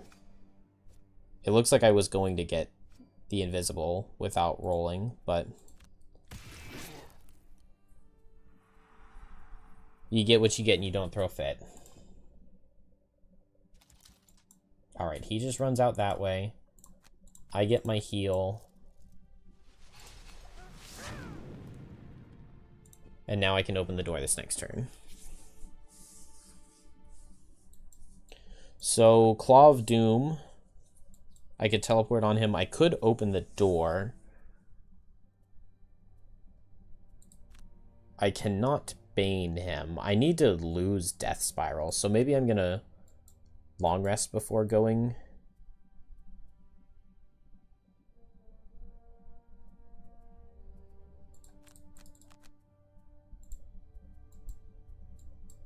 And then, am I going right now on Infuser? That seems sketchy, but maybe it's acceptable.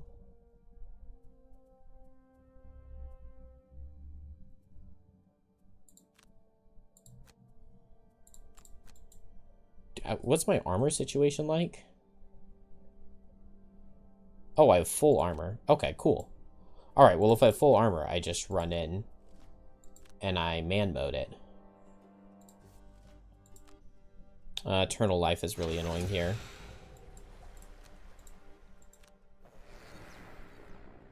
On top of this guy, I take Trophy over Curse. And now I could see next turn's modifier. It's a disarm. Okay. We will keep that. I get a move 4. And if I go here, this guy doesn't reach me with straight line. And I don't get attacked at all. That's so good.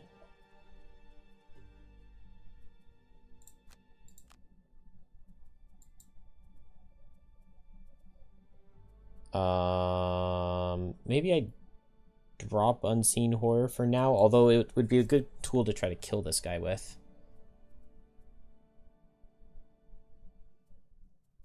Succumb to Fear. Attack for 3, show me big damage. Okay. So I need a +1 to kill this thing this next turn.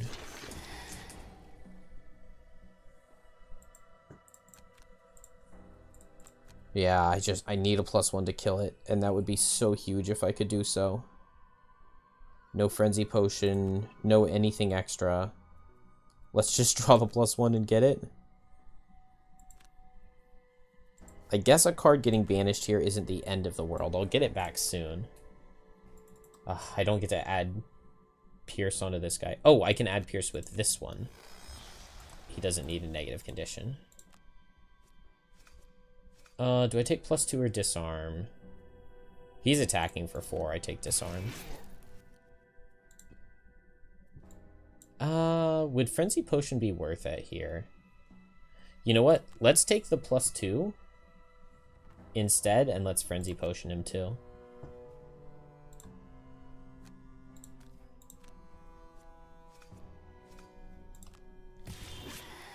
It would be nice to save the Frenzy Potion for later, but I want a long rest. I don't want to worry about this guy being here. It's not giving you the bonus trophy when you take the +1 trophy and it kills, so we will just not do that. And this is a range 4 attack. 1, 2, 3, 1, 2, 3, 4. So I could disarm this guy so that he doesn't get the thing on me. I think I just risk this, though. Oh, the miss again. Well, that's a really bad time to miss.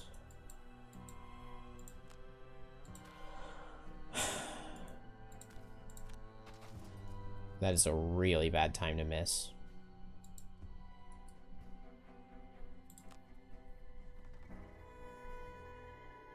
Dang.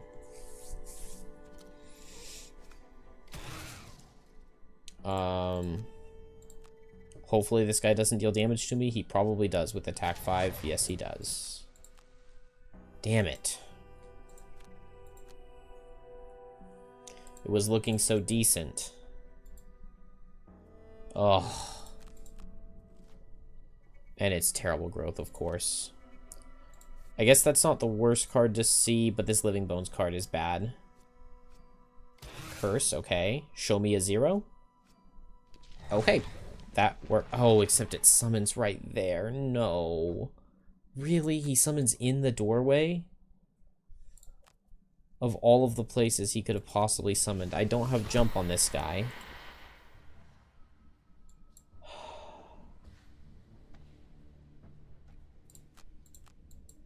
I can't kill this Deep Terror. How do I even kill it?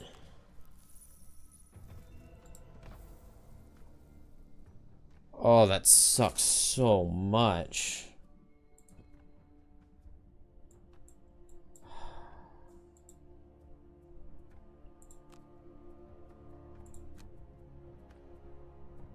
I guess I have to go for a Dire Frenzy into it. With Poison Potion, I could just kill it, but I'm going to take 2 sets of Retaliate. And then here, I have to Desperate Throw, and I just have to get the kill.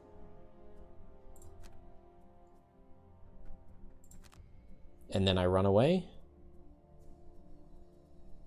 And if that all works, then it all works. Focus Stabs, of course. Okay. Okay, I have a play. Wait, what? Why didn't it let me use my... Oh, I don't have Boots of Speed. Okay. Well, I was planning to use Boots of Speed. It's okay, we just go at this initiative.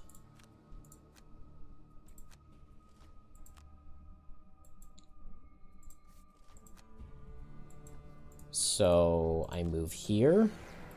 I wound. Let's see the modifier. Invisible, that's decent because it gives me advantage on the next 2. So let's poison. And then I would love to see a crit right here. No. Okay, we'll take the curse. Curses are good, but this is so much damage. I can't afford to take this damage here. There's the crit. Oh, it sucks so much that I had to do that.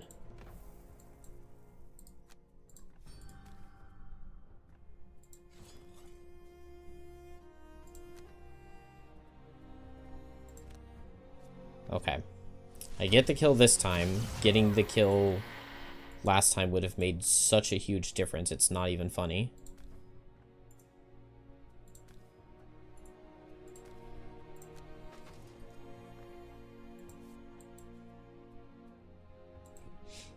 No push-pull on what?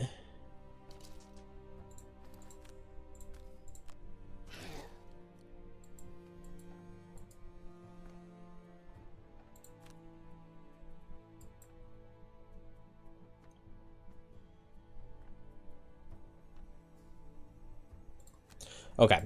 So I can go late with Kelp. I'm invisible. I can teleport over.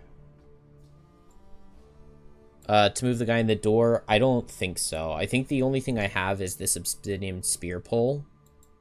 And it would have taken too long to do that, because then I would have been staying next to this Deep Terror.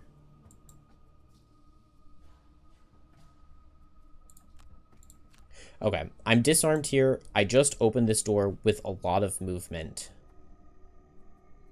I could also... 1, 2, 3, 4. I could open the door and summon. No, I just opened the door with a lot of movement, and then Kelp can teleport over this way.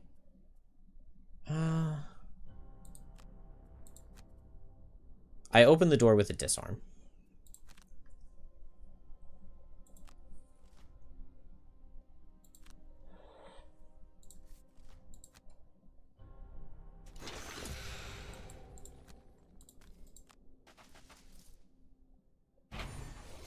Something about... Okay, what do we get? We get Hasty Assault. Oh, and I have to banish a card. We'll banish Rising Momentum. And... Dire Frenzy. And then I disarm one of these guys, and it is this one.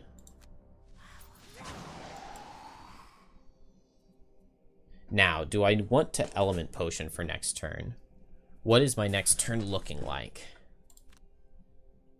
Okay, I've got 2 cards banished on Kelp, 1 on Infuser. So, this next turn... Or this turn, Kelp is teleporting over and hitting the altar.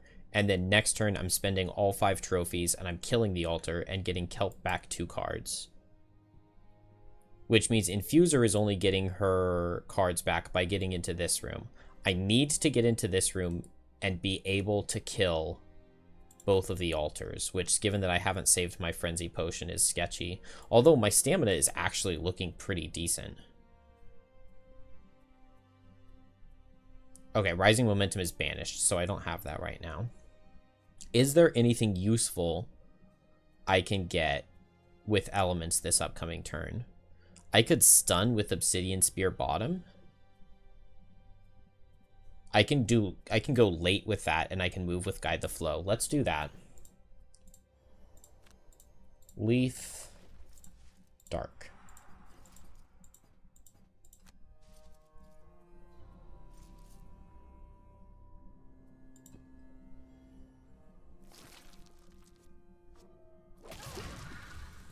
Okay, didn't kill me. And now Kelp. Oh, I could use this Dark to go invisible right now. Oh, and I replace it. Nice. Okay, well, I did not need to use that trophy. I guess it shuffled my deck. Alright, so I'm attacking this altar and destroying it. And that gets me back 2 cards on Kelp. And then hopefully I'm moving up this way some. Do I have my boots? Yes, I have my boots.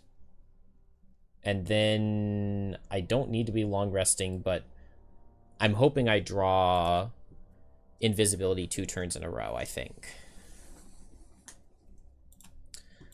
Now, here I go for Obsidian Spear with Guide the Flow. Split is good. That is what I wanted to see. And Focus Stabs is also good because it means they're not going to be playing Focus Stabs when I open the door. And Fast Deep Terror card is good. This is good. So I just can't use the Dark, but I can attack with Unseen Horror here. Oh, +2 would have been really good. Okay. Then I guess I Sturdy Boots. And I'm going to spend all my trophies.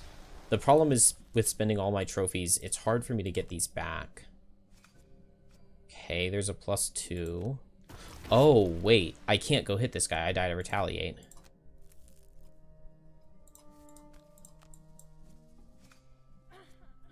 Disarm. Well...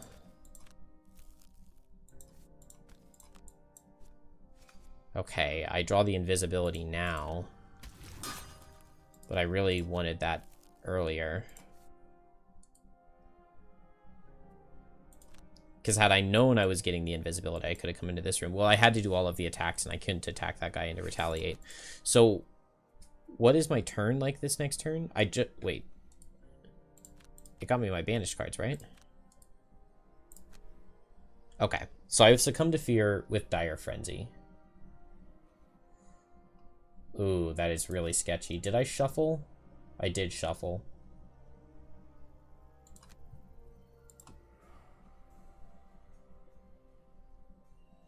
But I have no trophies. Oh, that guy reaches me? That's really bad.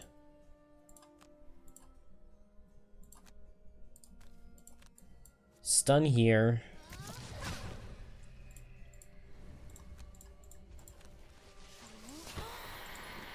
Move here. I would love to Cure Potion this poison, but I don't think I can. Man, is there any possibility...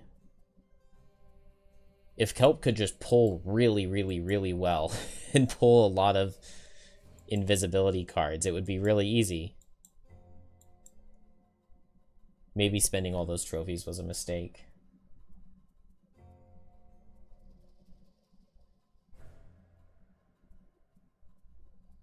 Need to get one trophy back and have Dark. You just got done playing for 6 hours? Congratulations. That is a day well spent. Now, was it digital and in that time you played like 6 to 9 levels, or was it physical and you played 2? Yeah, this level. I'm not in horrible shape. I need to destroy 2 altars in here and 2 altars in here. Kelp doesn't have any cards banished right now. I have a number of cards in here. I'm currently invisible, so I could teleport onto this door. I don't think there's anything to attack, but I could get 2 attacks with Dire Frenzy. And if I draw invisibility again on one of those, it would be insanely good. And then I could long rest while invisible, and then I feel like I would have an easy time killing everything. It was digital.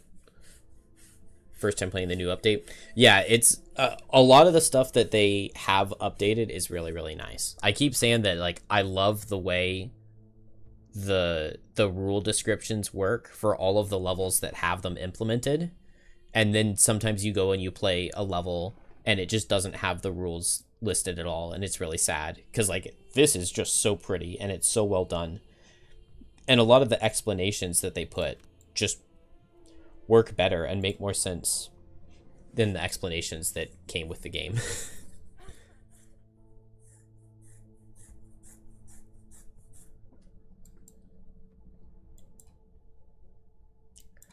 I wonder if there's any universe where the right play here would be to open the door with Dire Frenzy's bottom move and to play the Lost Top on Crippling Terror. Actually, it makes sense to play those 2 cards together, because if it's Straight Line and Deep Terrors, then I can do that, and it's really good. And if not, then I teleport onto the door and I hope to draw invisibilities. Or I guess I could come down here and attack these guys and hope to draw invisibilities and get 1 extra modifier pulled. I'm very nervous for Infuser. Do I have my sword? I do not have my Slippery Sword. Oh, I really want to just take a long rest then to get that Slippery Sword back. But that seems really dumb. How many banished cards do I have? 1.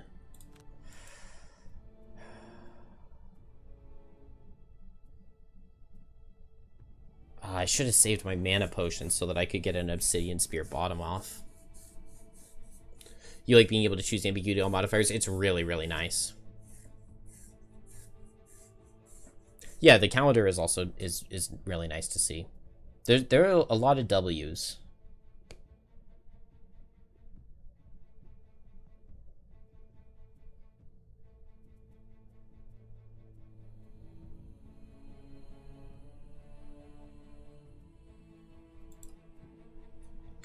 What are the Deep Terror cards looking like right now? Ugh.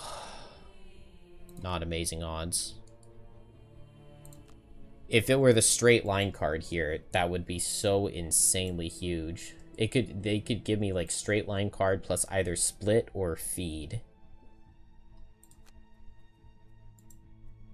And this would be like forever one.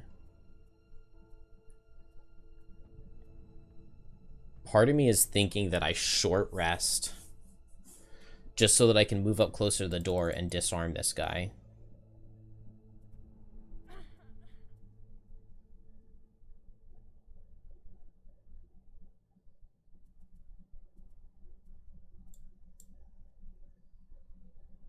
Could Kelp come over here and help kill this Deep Terror? It would be weird to group my characters up. I could teleport 3, skip attack 2, move attack 2. The problem is that attack 2 is not killing. I really don't want to see modifiers and work backwards from there, but kind of feels like I have to. Just show me no attacks at all? That's kind of the opposite. Terrible Growth is just never a card you want to see. I also have to Boots to get out of range of this guy. So that couldn't have gone much worse.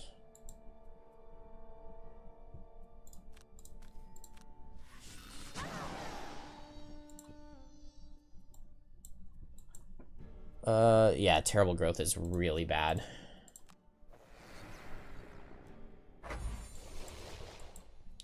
Alright, we lose a card.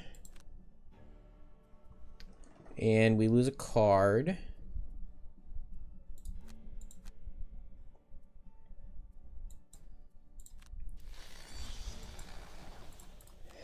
And now Dire Frenzy. Big damage? Actually, no, invisible. I actually don't want big damage. I just want invisible. I also am happy to see +1 trophies. I really need... Yeah, this guy's gonna have line of sight on me everywhere in this room, right? Oh. In that case, if there's no line of sight going right here, I attack this guy. And I take a -1 stun. But I did not get to go invisible.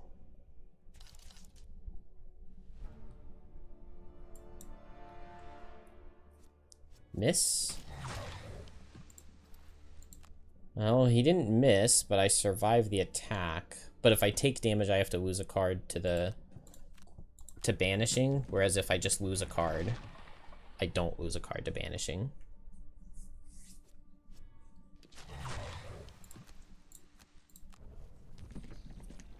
Ooh, that is obnoxious. Okay, well, I have...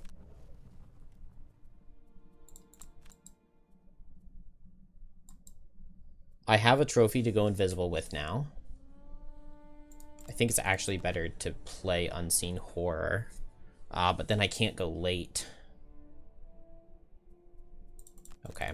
Dire Frenzy, and I just hope the Living Bones doesn't go at 20.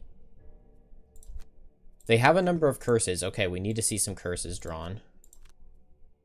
And I need to see straight line card. This is not good.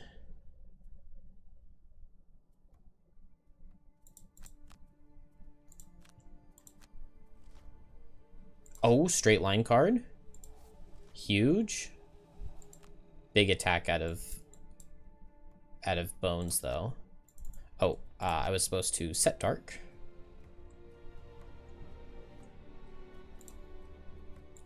What is it here? And then use this to set dark for Kelp, who is going to use that right now and go invisible with it. You know what? Let's just use these potions.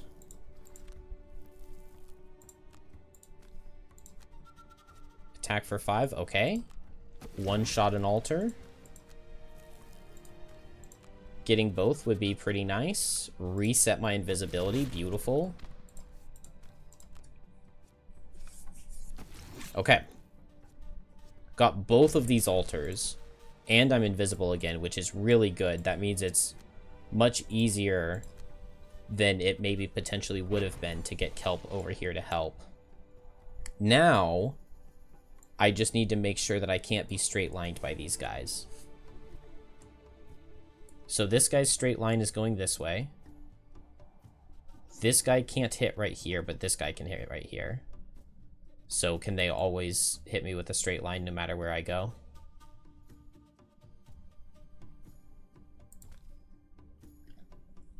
This is the only spot where I don't get straight lined. But also from right here, I don't hit either of the altars. So if I go right here, I just get hit one time.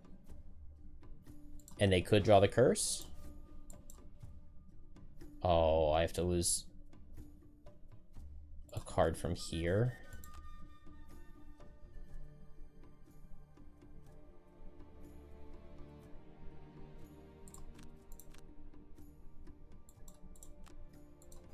Crit? +1 is good. +1 is good. Okay, show me misses. That is not a miss.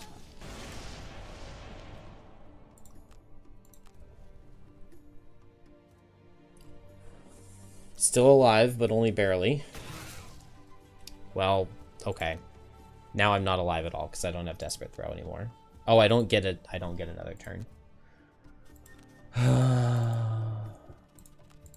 Dude, why is this level so awful? Does Kelp stand a chance? It doesn't really look like it. The fact that that door got opened. What card did I lose? Not a super useful one.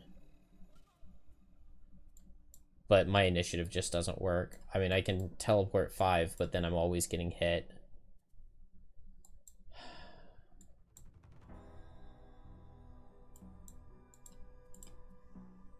How many cards are banished? 3 cards. Okay, well, we go back and I just don't get off that attack. I guess I can switch out the card that I play. It's scummy. But it's the only way I stand a chance. And I would really like to beat this level and unlock my new class.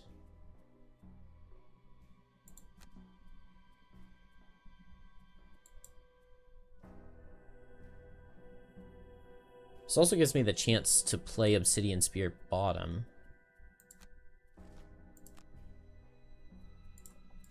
So I need to set dark. And then I move in.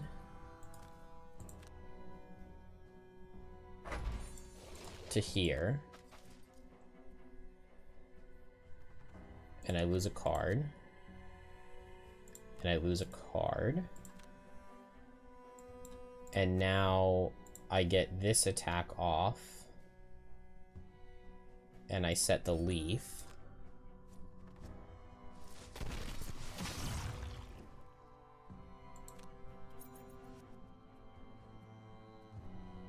And then next turn I can just remove the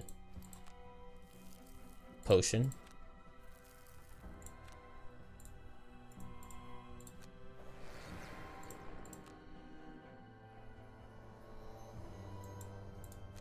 And I get in there. So we kill with crit.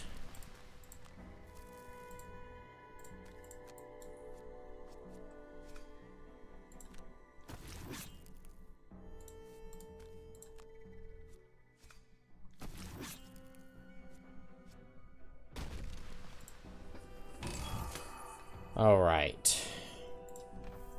Not having any late cards is really obnoxious.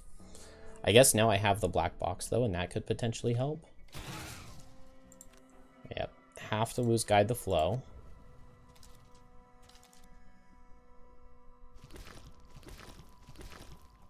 Oh, and I didn't reset dark.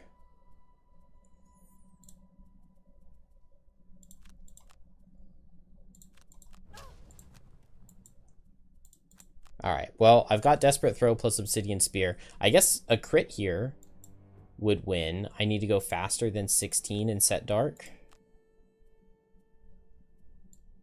That's a new win condition. Dang it, not straight line.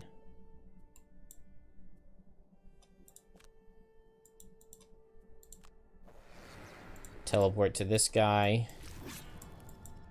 Give him the stun. Yeah, I didn't go back invisible.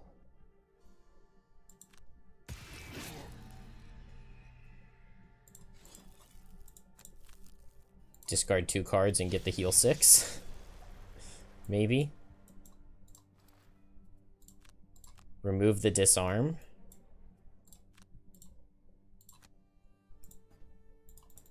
Oh, it's only range 3.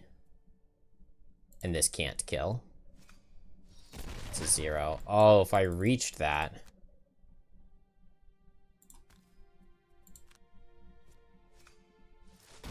Oh. Alright, 4 health away on the altar. But Kelp can't survive. There's no way.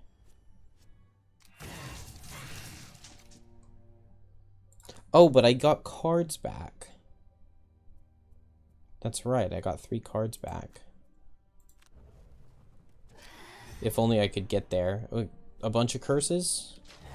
Show me all your curses.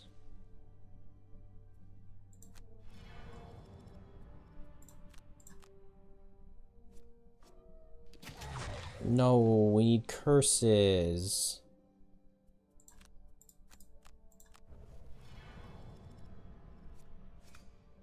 Gosh, why? They have curses in the deck. And the deck is really thin. Unbelievable. Well, it's not unbelievable.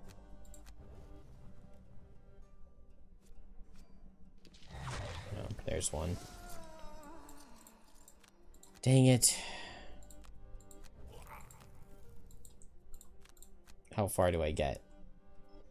Yeah, I never got to refresh my boots.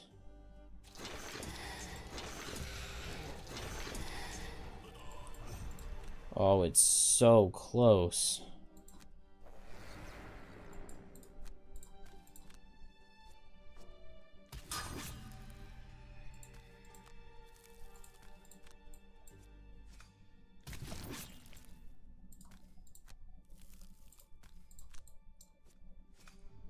Dang.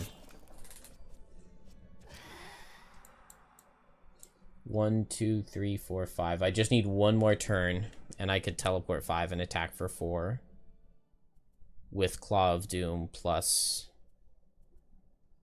either Dire Frenzy. I mean, literally the turn I just took. Take that exact same turn again. Man, this is so obnoxious. So annoying.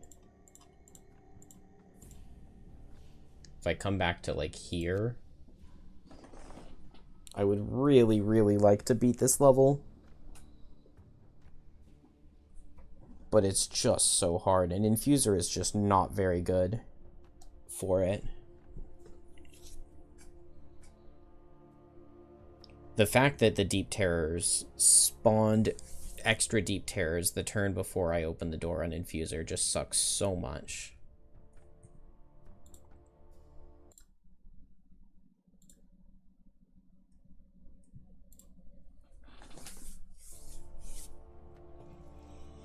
Maybe it's the fact that I wasted my Grim Trophies on this turn. Okay. So here my plan was to stun using Obsidian Spear, and I used my mana potion to set that up. What if instead I just do big move?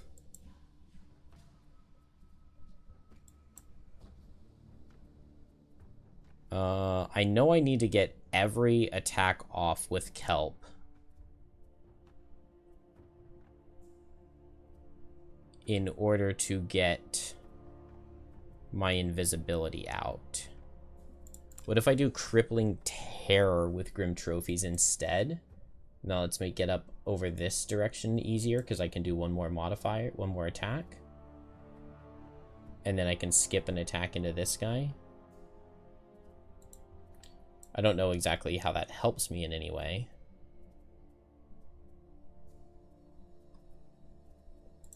Do I have boots? I do have boots. So I can go 1, 2, 3, 1, 2, 3, 4.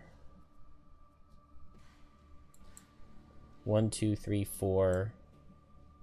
Stun. So let's come up here and stun the Deep Terror. Oh, yeah.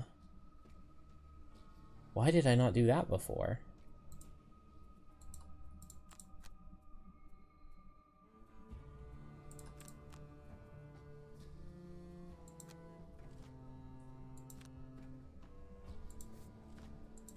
Yeah, that makes so much more sense. I do not pay the trophy here. I just do the 2-target attack.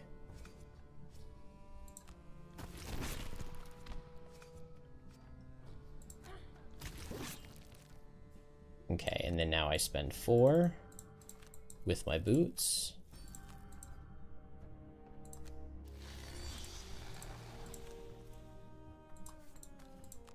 Attack.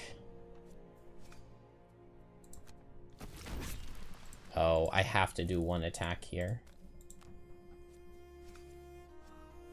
Oh, did I not? That was 1, 2, 3, 4. I did not have to do the attack. Maybe it doesn't matter, though. Yeah, I can lose that card, and it doesn't matter at all. I just don't do that attack. But this gets Kelp in position much better.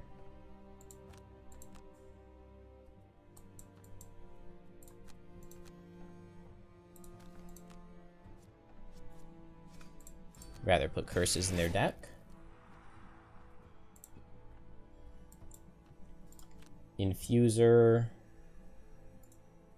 activates the boots because I need to move in all the way.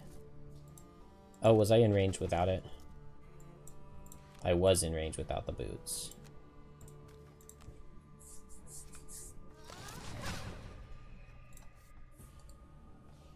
I don't have Slippery Sword. I need to kill this thing. You only play this one once, but you crush it in 4 players with Shackles. The bottom transfer of the terror damage, so no one ever lost cards to that. But Shackles should still be losing cards to it. Right? Because if Shackles is suffering damage from the Deep Terror cards, I feel like he should be losing cards.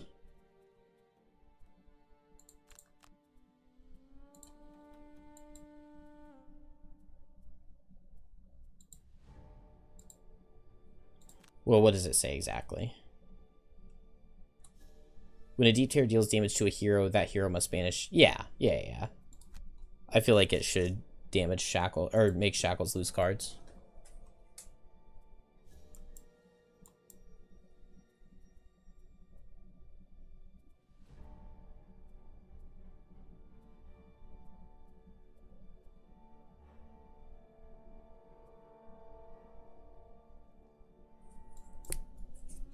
Okay, I feel like this is the turn where it spawns another Deep Terror.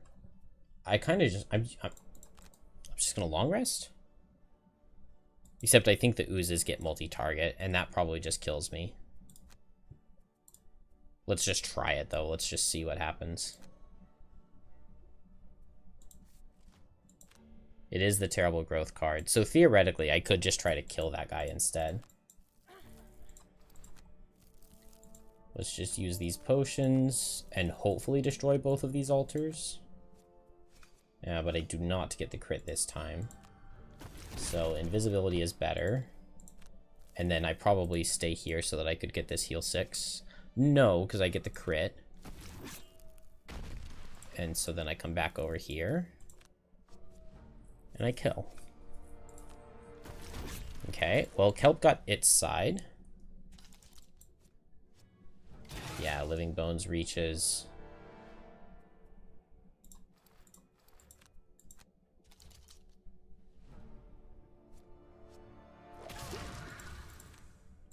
Oozes destroy me. Yeah, they're just all gonna destroy me, aren't they? Even with disadvantage. Even with the disadvantage. I don't even get a...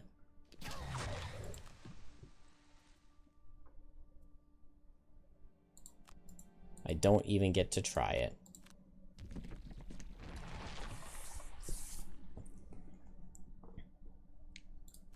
This level is so awfully brutal. Alright. I mean, is my modifier a +2? Probably not.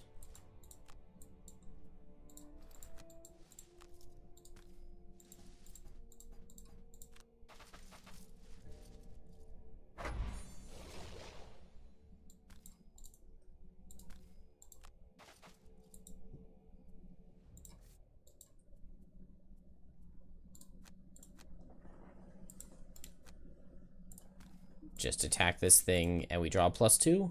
No, a +1. So I did worse this time. Well, but I mean, I lost a ton of cards to resting right there. I guess if I go back to the previous turn and I just run in this room, I would get away from those skeletons at least.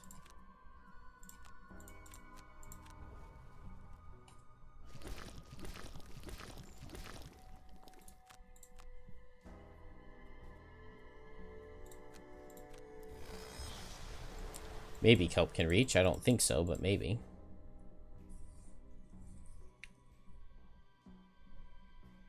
You figured out after playing some lurker scenarios that Kelp is low-key the weakest lurker that was ever born? Well, if you're comparing him to the monsters, then yes.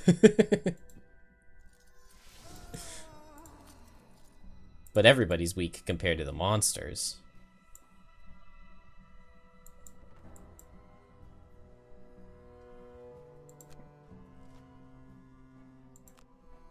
Alright, well, I need to get away. My modifier is not invisibility, so we move it to the bottom.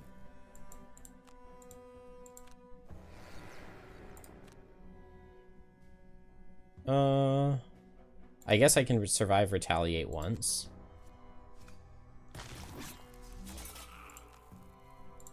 Now I move here. That's still not an invisible.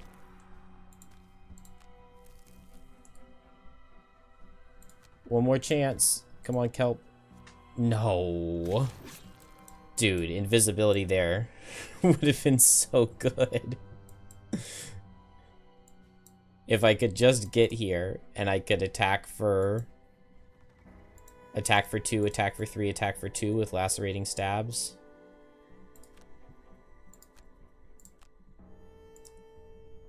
Alright, go back to this turn and don't long rest.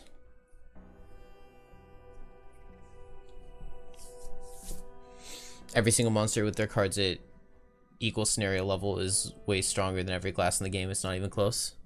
Yeah, but they're also dumb and have to follow a script for their actions.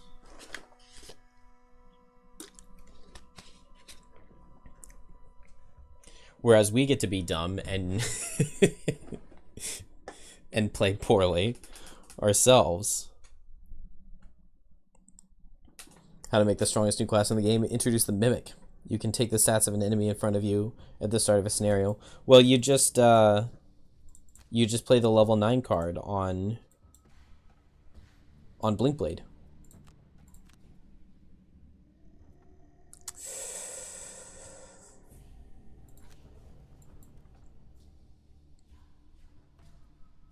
Alright. I will just move into position where I only get hit once. And hope that that's enough. Do I have boots here? I do not have boots here.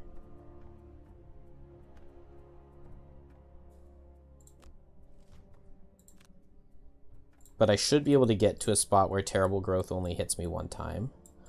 Or is it that...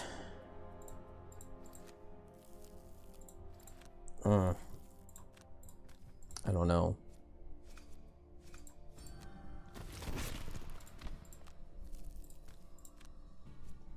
Kelp critting this and killing it is really nice.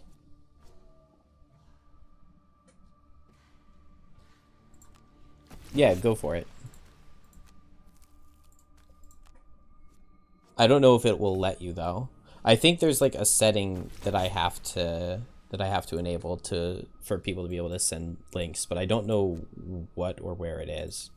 But yeah, I know exactly what you're talking about, the Mind Snipper and Still Fear card.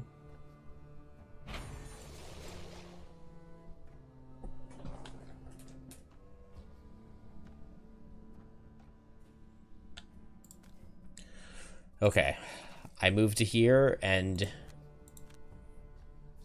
they only get to do it once.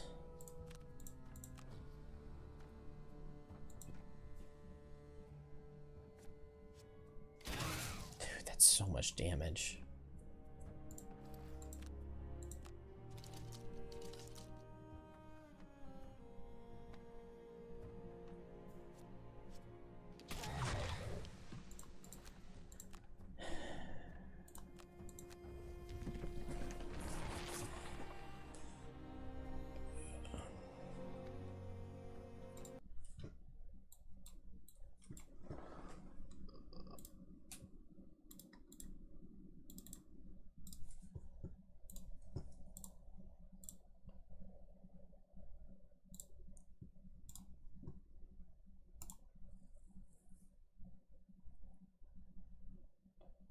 Instill Fear. So multi-target regular attack with a whole bunch of pierce that muddles you and pushes you really far away, and they get extra target. So it's attack 4 attack 4, target everything, push them away, and muddle. Yeah, they just get like a little bit of everything. The Mind Snipper cards are like the most confusing thing to read in the game. 4 target attack 4, yeah. Yeah, let's look at the max difficulty elites.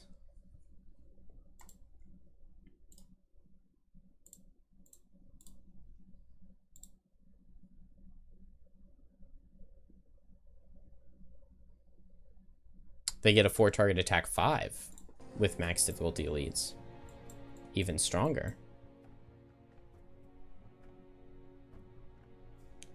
Alright, I can afford the long rest here, and I could get dark.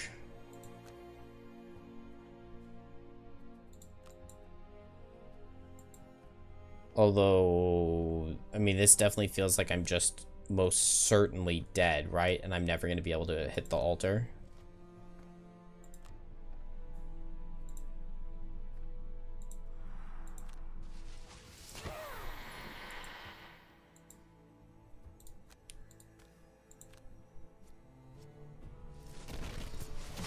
How is it that on, like, subsequent attempts I'm doing even worse?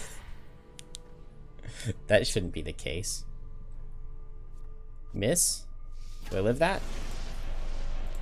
I do not live that, because it's their Pierce card. I don't live that either.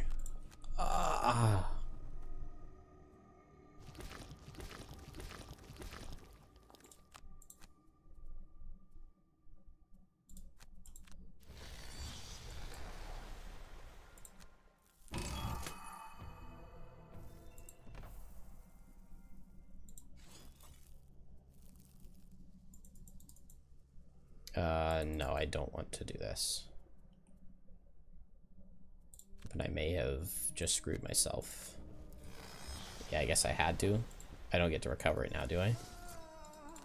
No, I do not.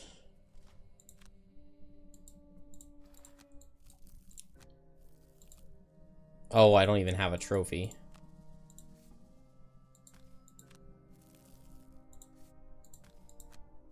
Okay, well, I have to draw a trophy. No. Oh, was that it? Yeah. Ah. Well, I don't have the trophy to go invisible with.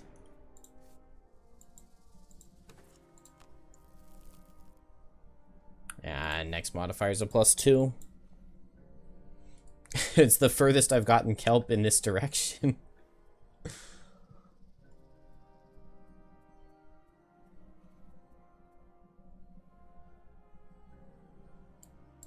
One, two, three, four. 1, 2, 3, 4, 5, 6.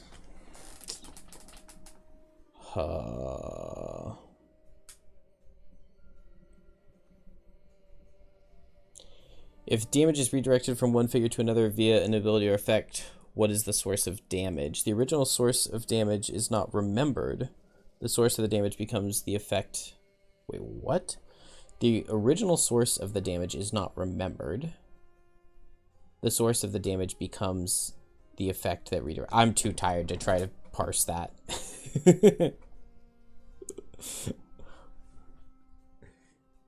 the damage is redirected from one figure to another via an ability, what is the source of the damage? Well, the source of the damage is the monster. Like, how would it not be? The original source of the damage is not remembered. The source of the damage becomes the effect that redirected it. Interesting. I mean, I guess if that's what the FAQ says, then that's what it should be, but that feels very against the spirit of the level. The situation would be in this level if you're using the bottom of the level 2 card on Shackles. Whenever an ally would suffer damage, Shackles can suffer that damage instead. And so it's when the Deep Terror deals damage to a hero, that hero must banish a card. And so when the Deep Terror targets your ally, and then your ally suffers no damage, the ability redirecting the damage does not remember that the source was a Deep Terror. It has the source of being the damage as being you took it from the ally. So the hero who gets targeted by the Deep Terror attack suffers no damage, and therefore they don't have to banish a card.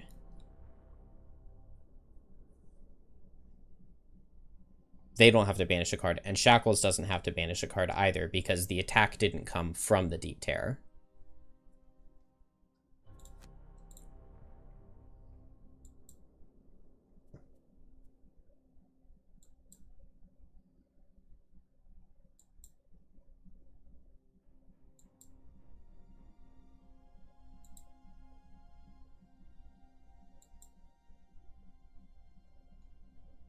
Anyway, this attempt is doomed.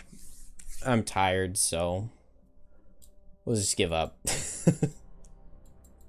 This level sucks.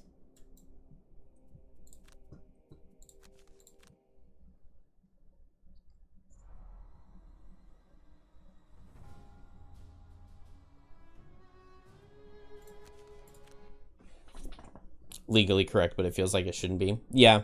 I mean, like, explaining it out loud, I definitely understand the rationale for why, at least with the context of the FAQ, why it would be that way, but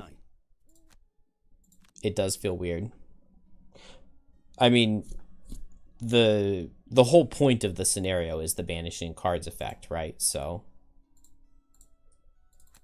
if it doesn't do that, then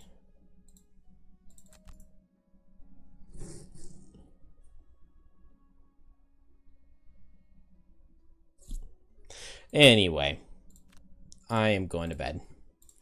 Have a good day, everybody.